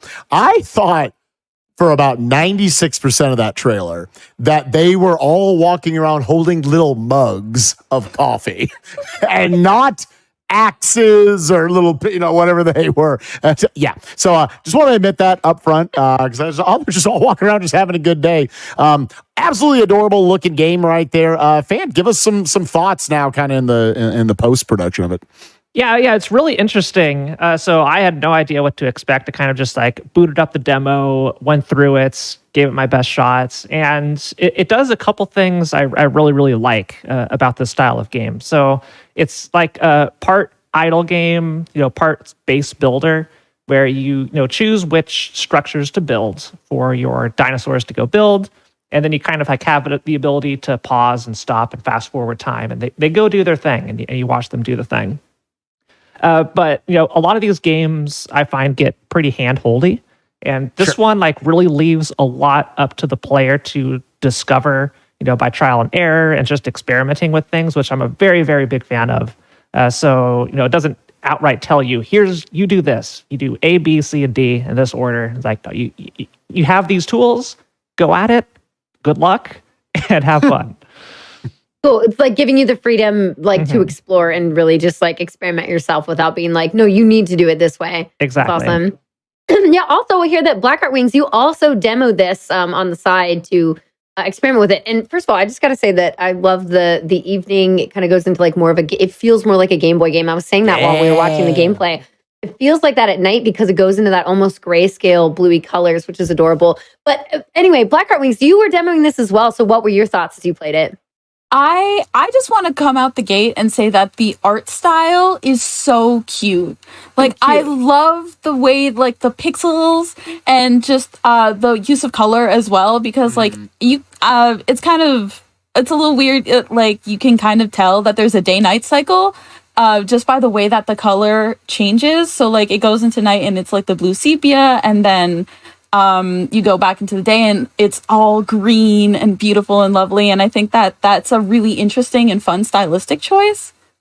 I also have to agree with Fant in that it's like a happy medium between like a fully idle game and like a micromanagement sim where like there are certain simulation games where you can like tell everybody exactly what it is you need them to do and when you need them to do it. This game does not do that. Which I really enjoyed personally. I thought it was interesting just getting to see what it was that the dinos got up to by themselves and what kind of mischief they could do. I enjoyed it a lot. Yeah, for sure. I had the same thing. If you may have caught it in the gameplay footage there, where it's like, how do I assign people to this? And that was like very early on, and it's like, you don't. You don't have to worry about that part. You know. That's really, really nice. Plus, it sounds like the music was adorable throughout it. Yes. Well, how are you finding the music, Fan? It was the most adorable apocalypse I've ever created. You have an apocalypse button right at the beginning. Yeah, I love setting the tone. It's like I didn't want to do it. I wanted the dinosaurs to live happily ever I know. We were watching you like struggle emotionally to like click on this button. You poor thing. I was not ready for that at the start. It gets you. It gets you right out the gate. It's like, this is the kind of game that this is going to be. They're like, it's cute, but man, it's real. That's what they do. And I think we mentioned this earlier with like with a Biz game, you know, from the Action Block. We were saying that like some of the cutest games have some of like the realest moments where they're like, no. It's actually apocalypse right now. You have to deal with that. And it's such an interesting contrast. Do you have anything else that you wanna add on to this Blackheart Wings with like, you know, with like escaping extinction? Was there like a hint of humans in the demo at all? I thought I saw something about that in the trailer. Yeah. I didn't see anything, and the demo is only, there might be some later, but you only get to explore one island in the demo, which I highly recommend, by the way. The first island is a lot of fun. So there are a couple things that it does, like it implies there's something else going on because there's ruins to explore, and like I don't know if those are like old dino ruins, because it's made clear it's like very, very old. So I'm curious, you know, how that mystery is gonna resolve, but it's not like spelled out for you directly. You know? Yeah. You only see Kung dinos Fu and I and the did mammals. some extra The mammals are research the on the enemies, side. Kung Fu and I did some extra research on the side, watched the trailer, and it was like, ooh, who does scary looking human face or something? Right at the there's end, definitely, as Fant is implying, there's definitely some mysteries to unsolve. Make sure that you are wish listing along with all these other games today. Make sure you are wish listing Dino Blitz. Go play it right now. We do have one more game before we let these two lovely panelists move on with their day. We're going to talk a little bit about Galaxy Pass Station. Let's see what we have.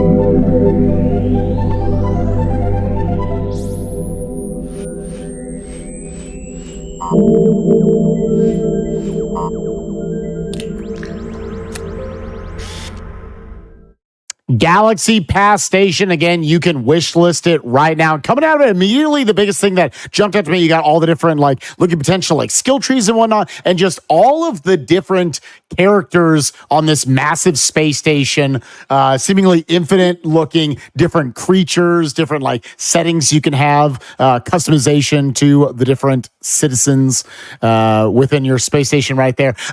Let's kick it over to Fant first. What do you see in the trailer right here? So I see space customs at the airport, or I should say spaceport here.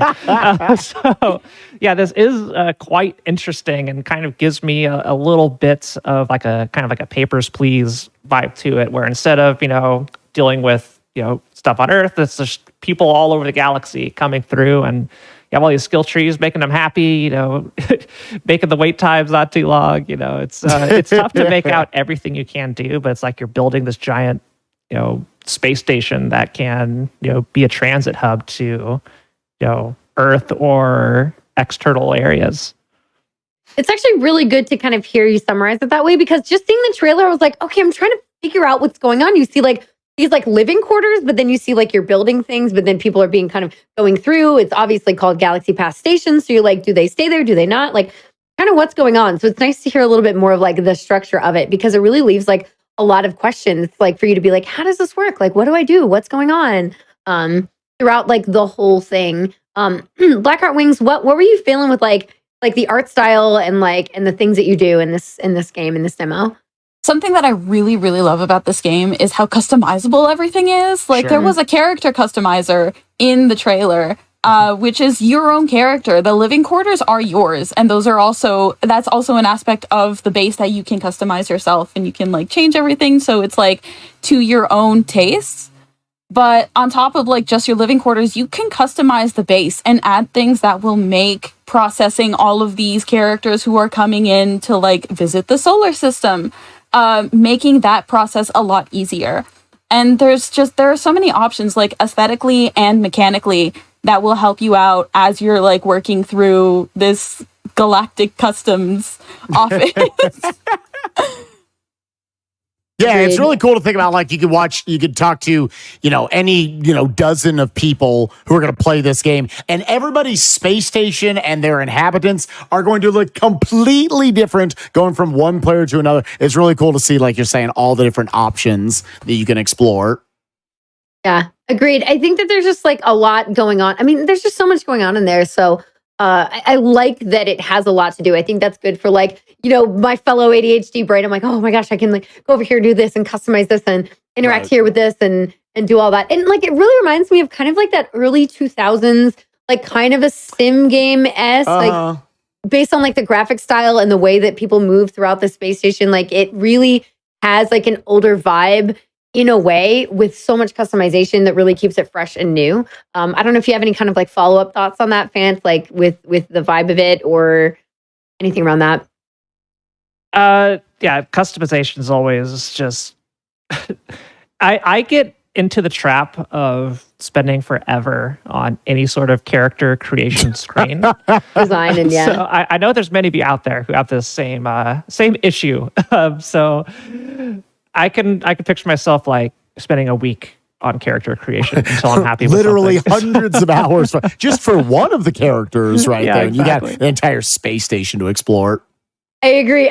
So if you all are picking up the demo today and trying it out, let us know like how much time you actually spent with your customization. If it was 90% of your gameplay, if it was 95% of your gameplay. But yeah, it looks awesome. Make sure to like wishlist it as well. These are all games you definitely want to play.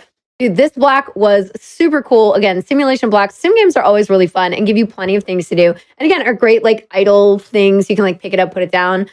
So I appreciate both Blackheart Wings and Fant_TV. You're both great. Thanks for joining us today. Let us know where we can find you. So Fant, let's start with you. Where can we find you? What are you doing?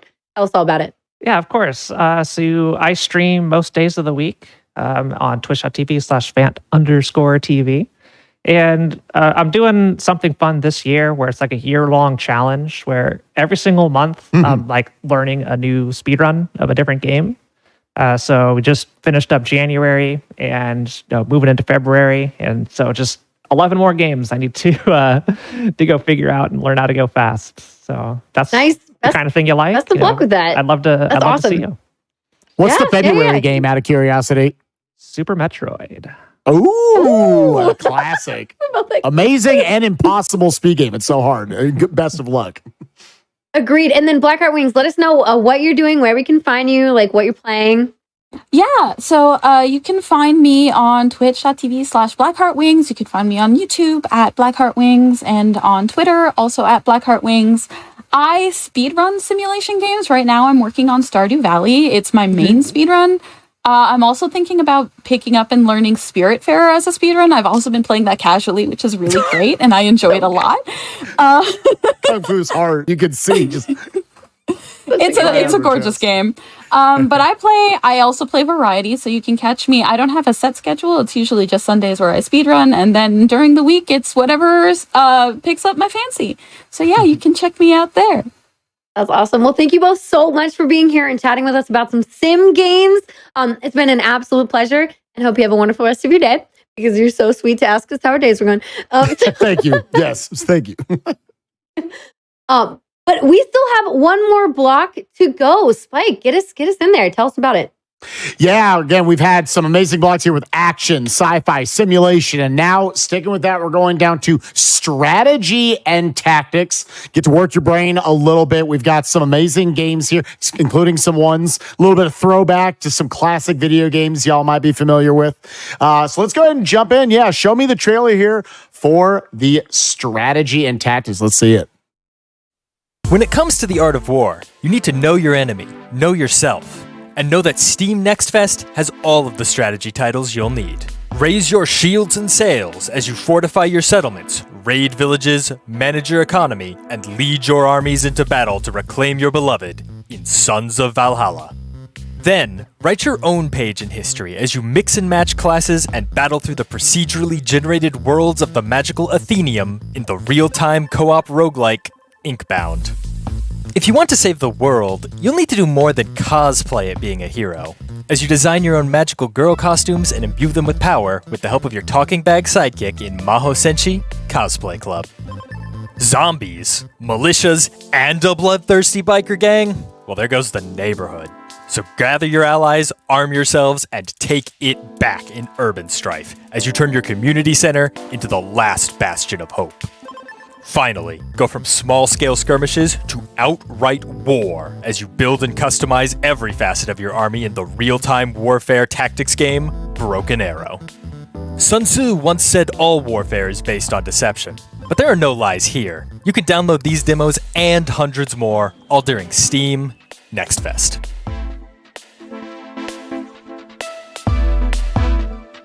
Love the variety here. We get all over the strategy and tactics genre, from all sorts of zombie games right here, turn-based classical style RPGs and beyond. Loving jumping into our final block of the day. And we're joined by our final two amazing panelists. We've got Metric Seconds and Okadrian. I've loved all the names. I love saying people's different names. Okadrian's really, really good. Metric Seconds, how are you doing today?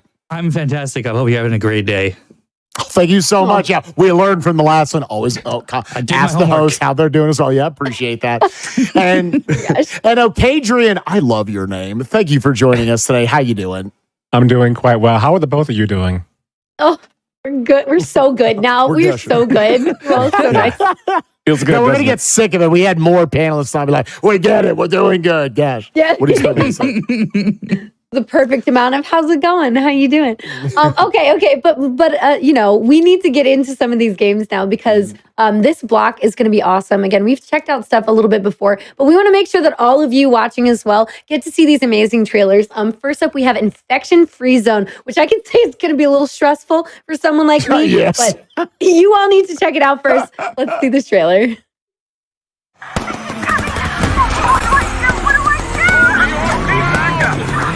A number of violent attacks is growing rapidly.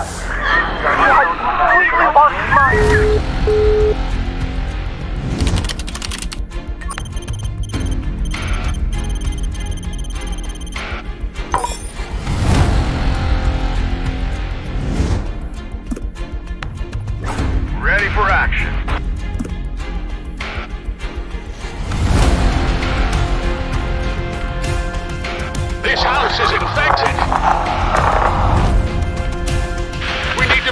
defenses.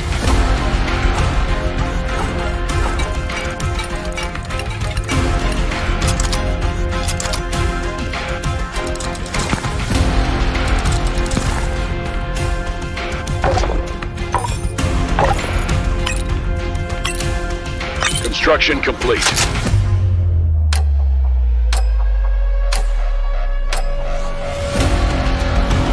Need backup! Need backup! Another horde incoming! Drag them down! There's too many of them! Man down! Man down! Requesting support! To all survivors, broadcasting on all emergency frequencies. We provide food and shelter, safety and security. This is an infection-free zone. Join us.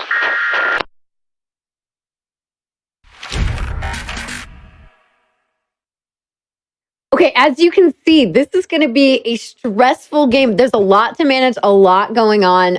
Now, I feel like I'd be like, oh my gosh, this is a lot for me. So let's get into it. Both of you actually played the demo of this, which is awesome. So we'll start with you, Kadrian. What were your thoughts on this game? Like, how you finding it? It was a bit more difficult than I anticipated. Okay. It kind of lulls you into a false sense of security. Like day one is like, hey, by the way, looking to survive, get a few provisions here, and there's one zombie horde. And I'm like, oh, all right, I got this. I can build one thing and take care of my business. And then day two, they're like, hey, by the way, great job. We're gonna need a watchtower. You might want to build some fences. So you're gonna need like 150 wood. And I'm like, I'm looking around for trees and I see some, and there's like 8 people chopping so slowly, and I'm just like, oh no, apocalypse chicken, please. Oh, no. So it got gradually more difficult, but that made the challenge all the more worth it to play it along the way. That's fair. That's fair, and that's a really good point. So then going over to you, Metric Seconds, like, what were you thinking with your initial like gameplay of this? So this preys on something that's like very personal to me, which is whenever you were playing on like BattleNet way back in the day, or playing like Command and Conquer on your 56K modem, doing multiplayer games, I was that guy when when your base is being attacked, I'm the one who's like panicking and throwing my hands up and freaking out. And so, because I wasn't good at RTSs, it's just not my thing, but I didn't stop me from buying them and trying all the time. So, the idea of my base constantly being attacked by zombies, it's this primal fear it's back. And if anything, it's even scarier because it's coming and it's going to get worse. So yeah, that's where I got with it. Like I said, it's very definitely a very stressful game right there. And there was a couple of awesome moments in the trailer. One, first of all, that you can apparently go wherever you want. Yeah. I don't know where you both went. Like, did y'all go to New York, Chicago? Where'd you go? Yeah, where'd you go? Well, the default options give you like 4 places. Yeah. There's one place in America, one place in England, and the other 2 locations I forget. So you got to start like write those locations. So I didn't recognize any part of Indiana. I usually just drive through it. I don't stop and stay, but it's about how it looks like to me. So there's that. Okay. And if I were to be able to choose exactly where I want to go, it'd be Toronto because that's where I live. And I am firmly convinced that this city would last less than 20 minutes in the event of a zombie outbreak. Because I walk through this place all the time and it's not sustainable. It's not. We're so screwed. But that's where you'd want to put your base? Yeah, because it's hard mode. Because it's hard mode. I was like, man, put me somewhere on like the mountain time zone. Like, send me to like Montana or something. Same. Yeah, I'd be with that. I would definitely like 4 zombies here. Okay. Oh my gosh. Someone actually made a good point too. If you do plan on playing this game full time when it comes out, don't dox yourself, please. Don't put your exact location into the map and say I'm going to fight off my neighborhood. Let me put in my exact address. Right. Like chill. And there's also just like some shocking moments to me of like just even the basicness of the zombies climbing up over the walls, these structures that you built for you. What was like some of the most shocking moments of the gameplay for you when you guys had to go through it? You know what was shocking and absolutely really devastating was the demo goes up to like day 8, I think. And on day 7, I'm really struggling. And it's like, you found a car. And I'm like, oh my God, a car. The game's changed. And the little demo thing tells you can run over zombies now. I'm like, legit. My inventory is expanded from 4 to like 16. I'm chilling. It's nighttime. And I'm like, all right, the horde's headed to the base. I'll just speed race over there. Chalk, chalk, chalk. And I hit 4 zombies. I'm winning. I run into 16 and the car just stops. Oh. And I'm like, you've got to be kidding me. And their health bar just went. Oh no. I didn't even get that far. I'm sorry. And then, like you said, like a much more difficult game than you were maybe expecting getting into it. But a very stressful, but also very fun-looking game. They're in Infection-Free Zone. Again, make sure to wish list it, everyone, along with all the other games we have been showing off today. We got 3 more to show off. Now we have got a 2 in this one. That means there was at least a first one before this. The beloved Darkest Dungeon is getting its sequel. Let's check it out.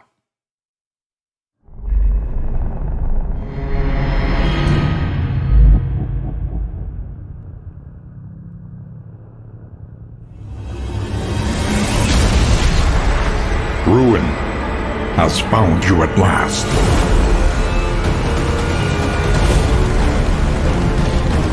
Everywhere, in all directions, destruction has claimed dominion.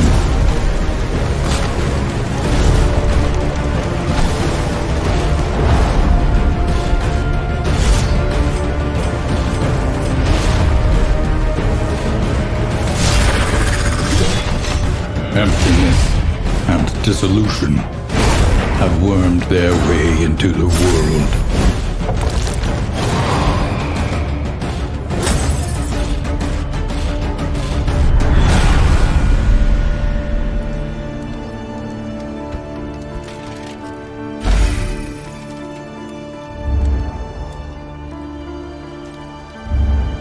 Onward once again, though all the world's horrors bar the way.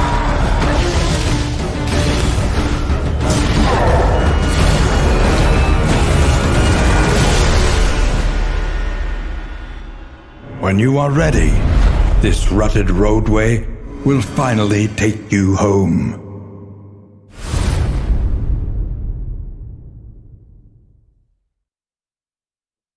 Another absolute banger of a trailer. This sold me on not 1, but 2 games here, the Darkest Dungeon series, and it makes turn-based RPG combat right here look so deliciously stylish, all the different characters and everything. And right when the trailer dropped, 3 seconds into it, Metric was popping off. I would just give the floor over to you. Start dancing. What do we got?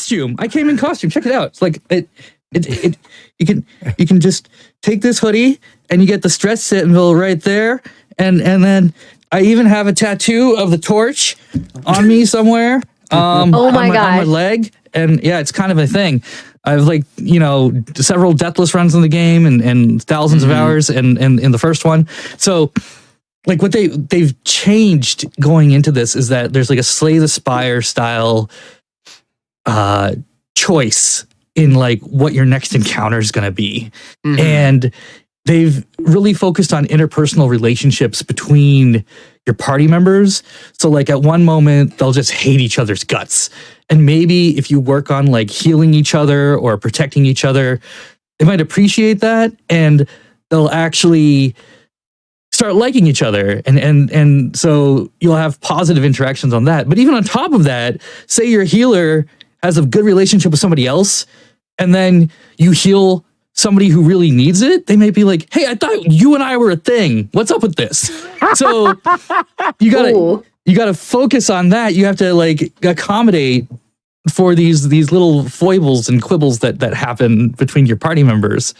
They brought back Wayne June as the narrator from the first game, and so you have that really ominous voice.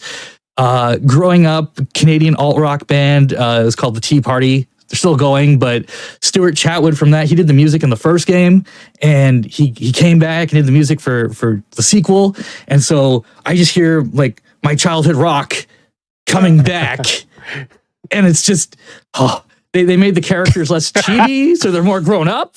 You know, you have these like prologue missions for each of the characters. You learn their origins. You can also like the new mobs are great. Like, oh my god, is that guy's skin melting? He's actually like he's like a human candle. It's Okay. anyway. It's a great game. Wishlisted now. So yeah, wishlisted now. It's a great looking game. It really is a game with a lot of awesome weight behind all the moves, all the personality of the characters. Absolutely, I can see all of this.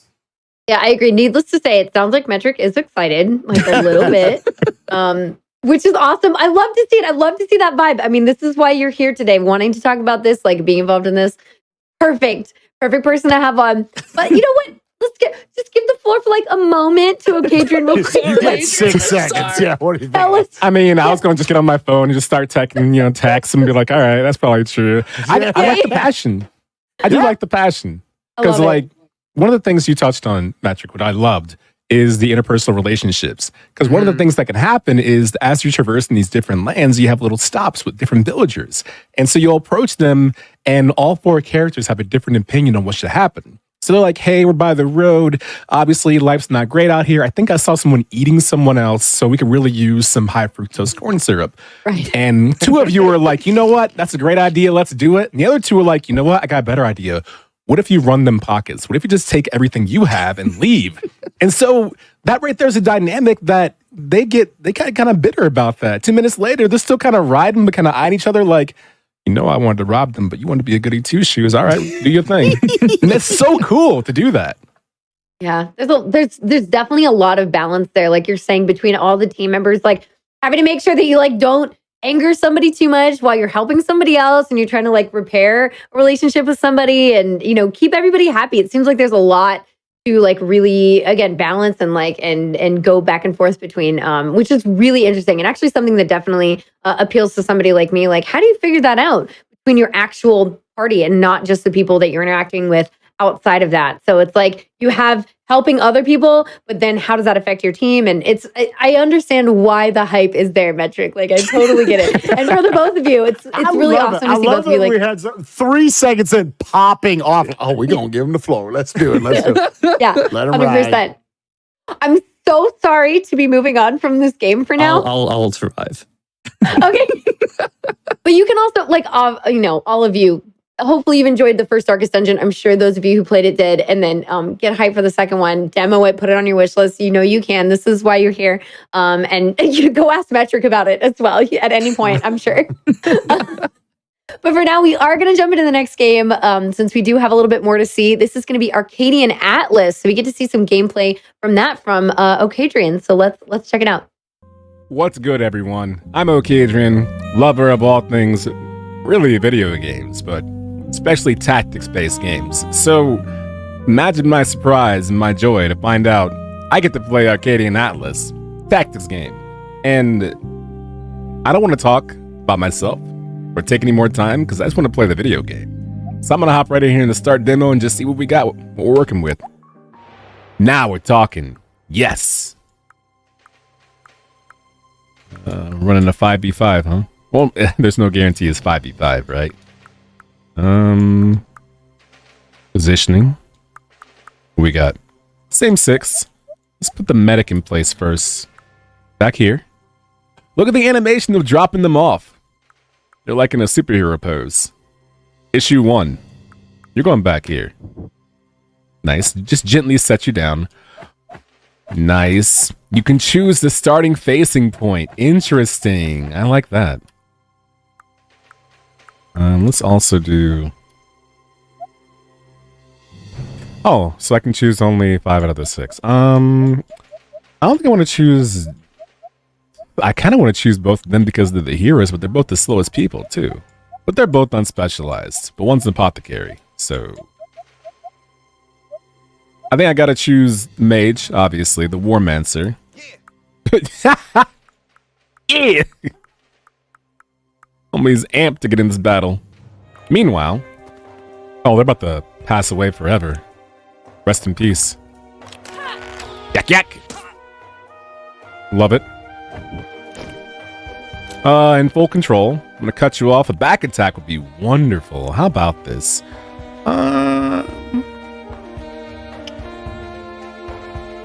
Just Is this stacking? Do I keep reducing my defense if I keep doing the attack?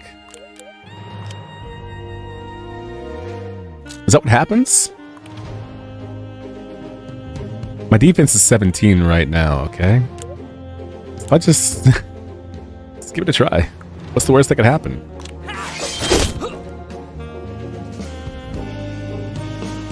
Yeah. Defense 11. Wow. That's rough. Oof. I mean, come on, man. 5 turns. Well, I want to say worth. Not sure, though. If I could actually get a burning status on you for 5% chance, that'd be great. Unlikely. Doesn't matter, though. DPS mage in the house. Flashbang flask. I'm sorry I hit my own people, but like I said earlier, you're catching strays. Thanks for the worn iron armor. Just like that, dub. Easy clap. Good. Yeah, good. Everyone's good. And no one's hitting you. My medic is the strongest defender on the map. That's just facts.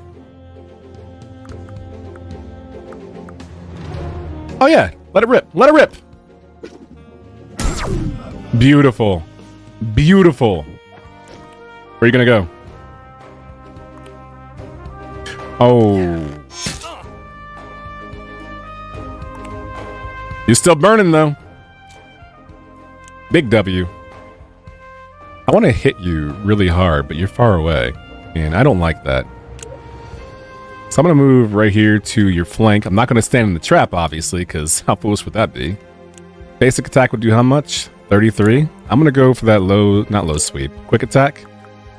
And I just want to hit you, if you don't mind. Some offense. Oh, boy, oh boy. Yeah. Oh, yeah. Gear and abilities make all the difference. Oh, yeah. Oh, yeah. Got some clogs, too. Shout outs to Birkenstock.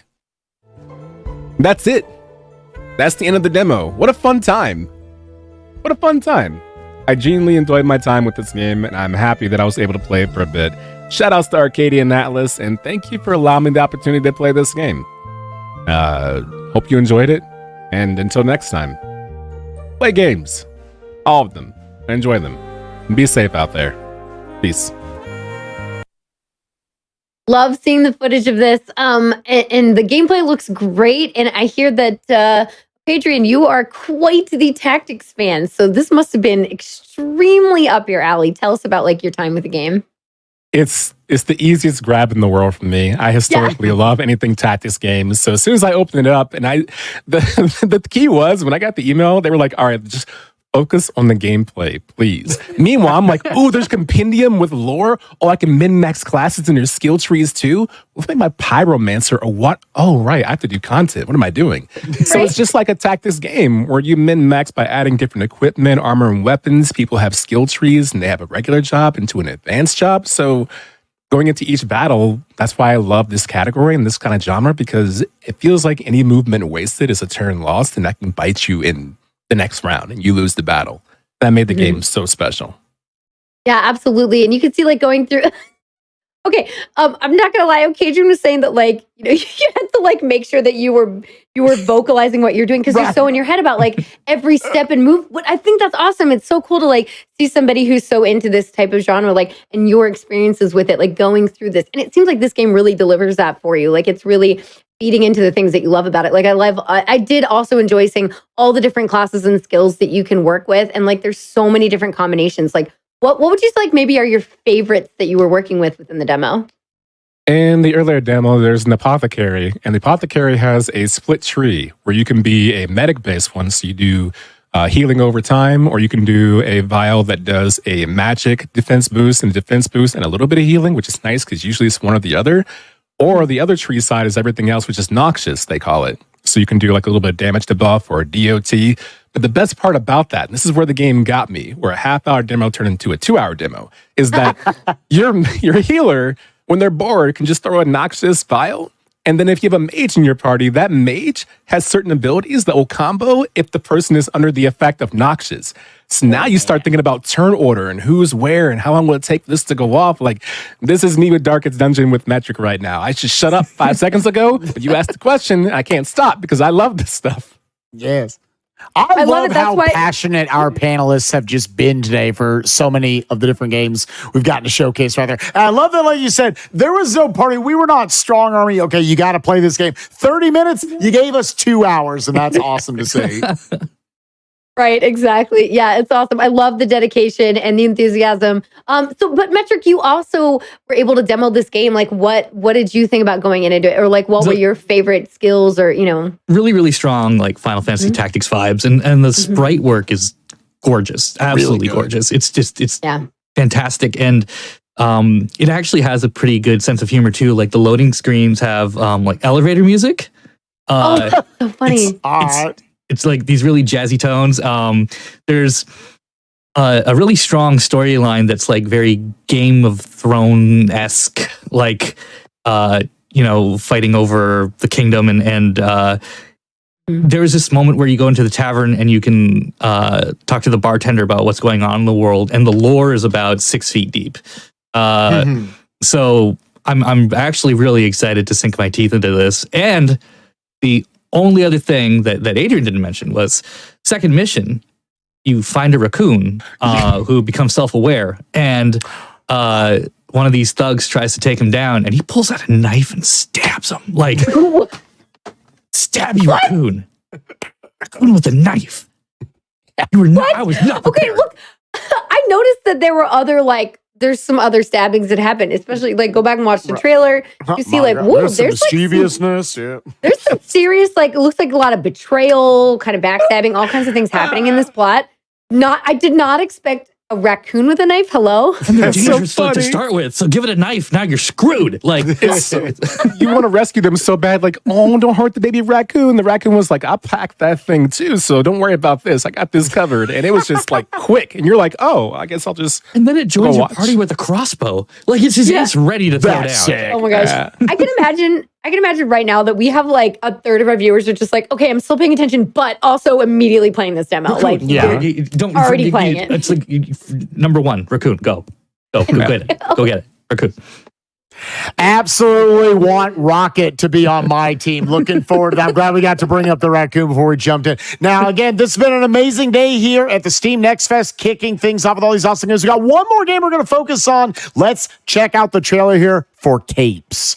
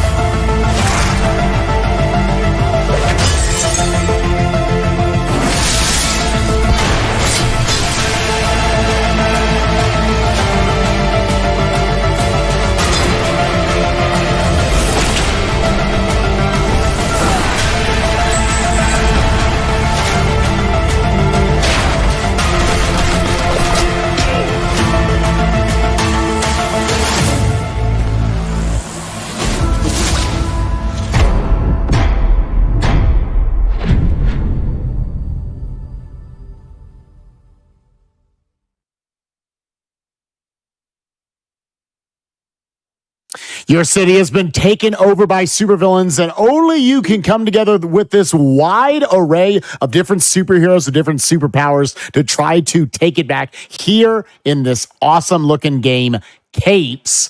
Let's go ahead and start over with Metric. About to say, I know both of you got to play all the trailers in this section. What'd you think of Capes?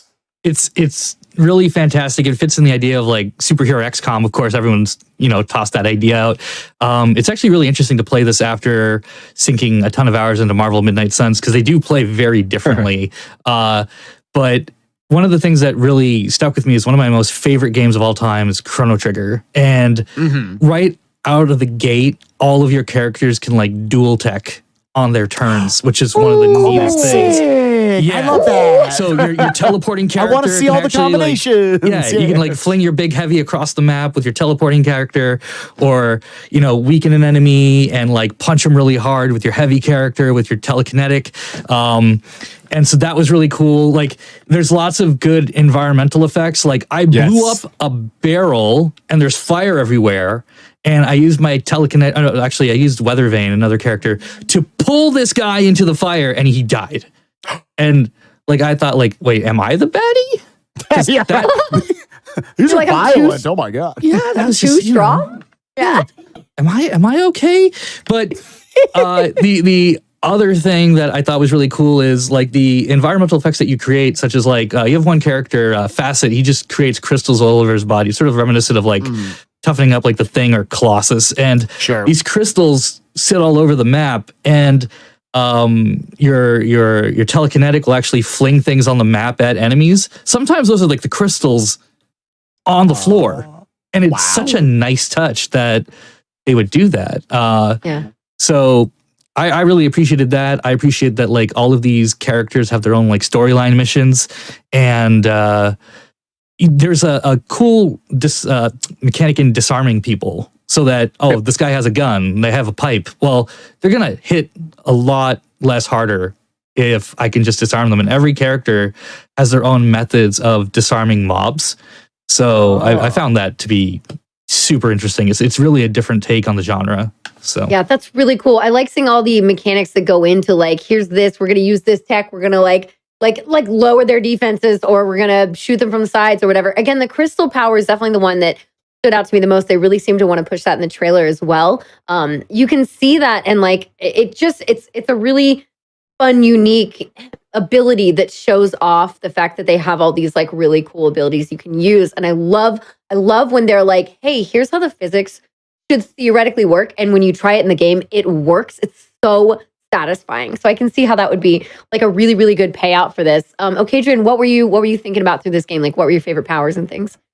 It's kind of the same thing Metric said. Weather Vane feels so good because I like whenever a game strategy-wise allows you the opportunity to take advantage of the environment, like it actually exists around you, like it actually matters. And a lot of tactics games do that well, like a speed debuff or a speed boost or a height differential, things like that. So with Weather Vane, I was fighting a couple of some people on the rooftop. I just saw a background. I'm like, I wonder if I can just shove them off. So Weather Vane can pull or you can push. So I just pushed. And this guy just ragdolls off the roof like, like I'm, into the Spider-Verse, the text going all the way down. It was like that. And I was like, oh my gosh, I just saved like 3 turns. And it's so great because it feels like the environment never forgets what's out there. Metric touch base on the crystals on the screen, but also the barrels when they explode. The debris from that stays there, and they'll utilize that. The bodies that you take out, they kind of just stay on the environment. It's like the game remembers what took place 5 turns ago. Wow. And it makes it really appealing. And there's really cool upgrades you can do over time. But some are character specific based on action. So there's one called Faded, where a character will use a move called Fade, where they can avoid an attack, once per round.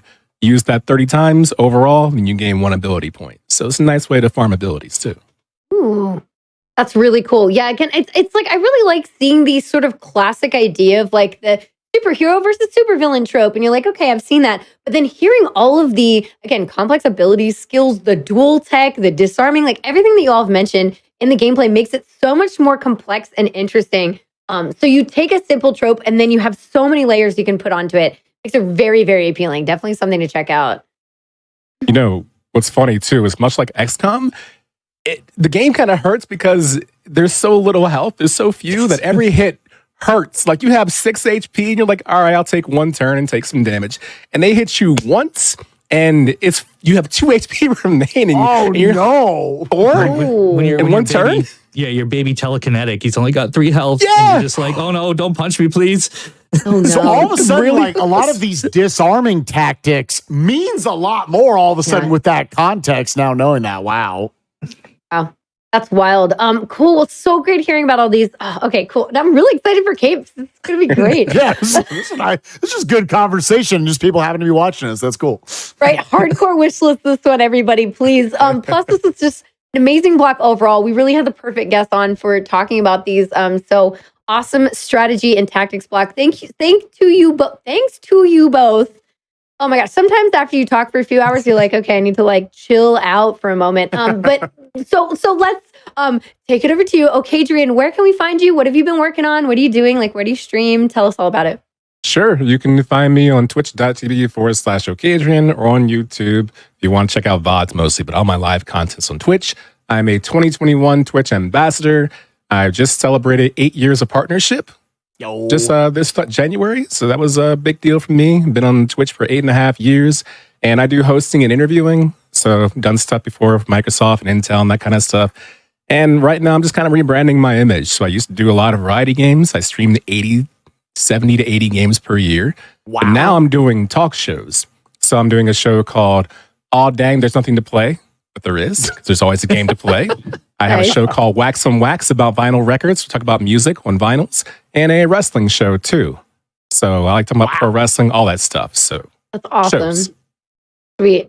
Okay, and then tell us about you, Metric Seconds. What's going on with like your stream and your content? Where can we find you? What are you doing? So I have like several Deathless runs and Darkest Dungeon under my belt, but me being me, I never save the VODs.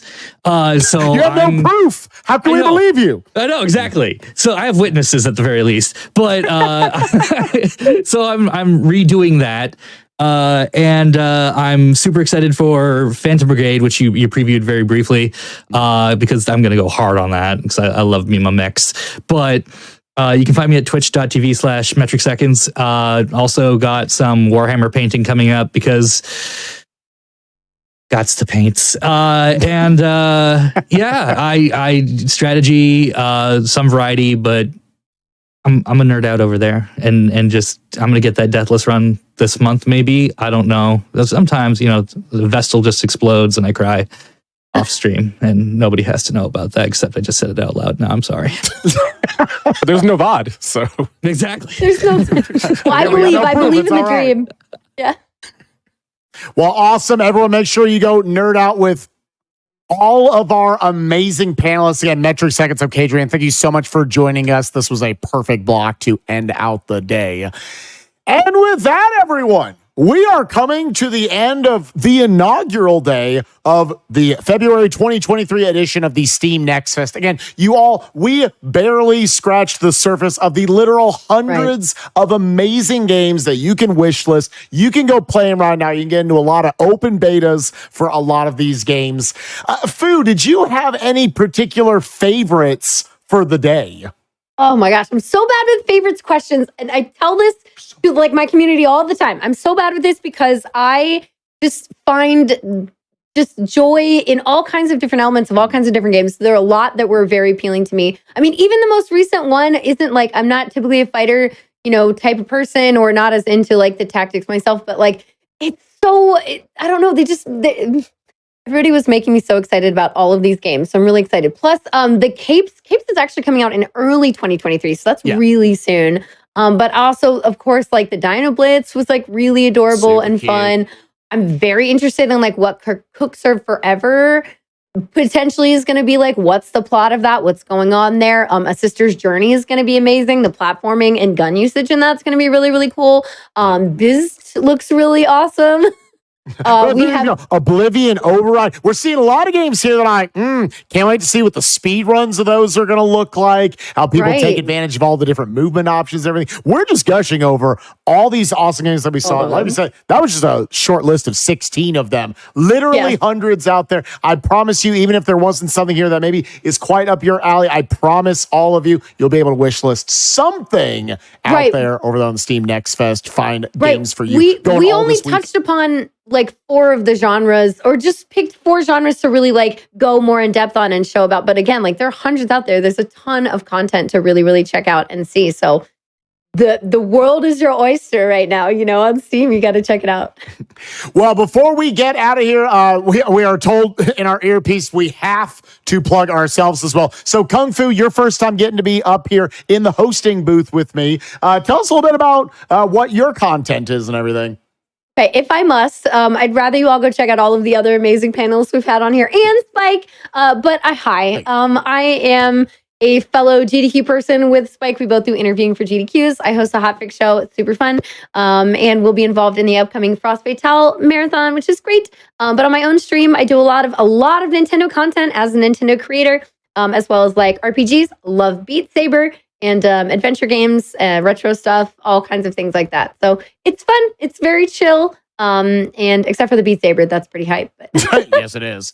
Yeah, never that's a lot watch. of the stuff that I do. She kicks butt at Beat Saber, so make sure to check out those streams. That's very sweet. All right, Spike, what about you? You have to do it too. Yes, I'm about to say, as she just talked about, I am a part of the interview team and the pre-show team for Games Done Quick events, charity events, where we get to do a lot of speed running and raise money for amazing causes. GDQ is going to be coming up. SGDQ coming early this year, end of May, so make sure to check that out. If you want to check out my own content, as you would imagine, I am a variety speedrunner, I would describe myself as. I speedrun all sorts of games. Donkey Kong Country, Mario, Final Fantasy, Kingdom Hearts. You can go up and down the list. Finds all sorts of different series. I love randomizers about a bunch of different games, including the Zelda games and whatnot. And also variety gaming. I finally went and got all 120 shrines in Breath of the Wild. As it turns out, that game's great. And I can't wait for Tears of the Kingdom. It's going to be really like 95 cool. days. Anyway. But with that, again, everyone, thank you so much for joining us wherever you are watching us from the Steam Next Fest. Go out there, check all these amazing games. It is truly incredible how many cool games there are to talk about, and we merely scratch the surface. Check it out. Get over there on the Steam Next Fest. Thank you all for watching, and we'll see y'all next time. Bye-bye, everyone. Bye.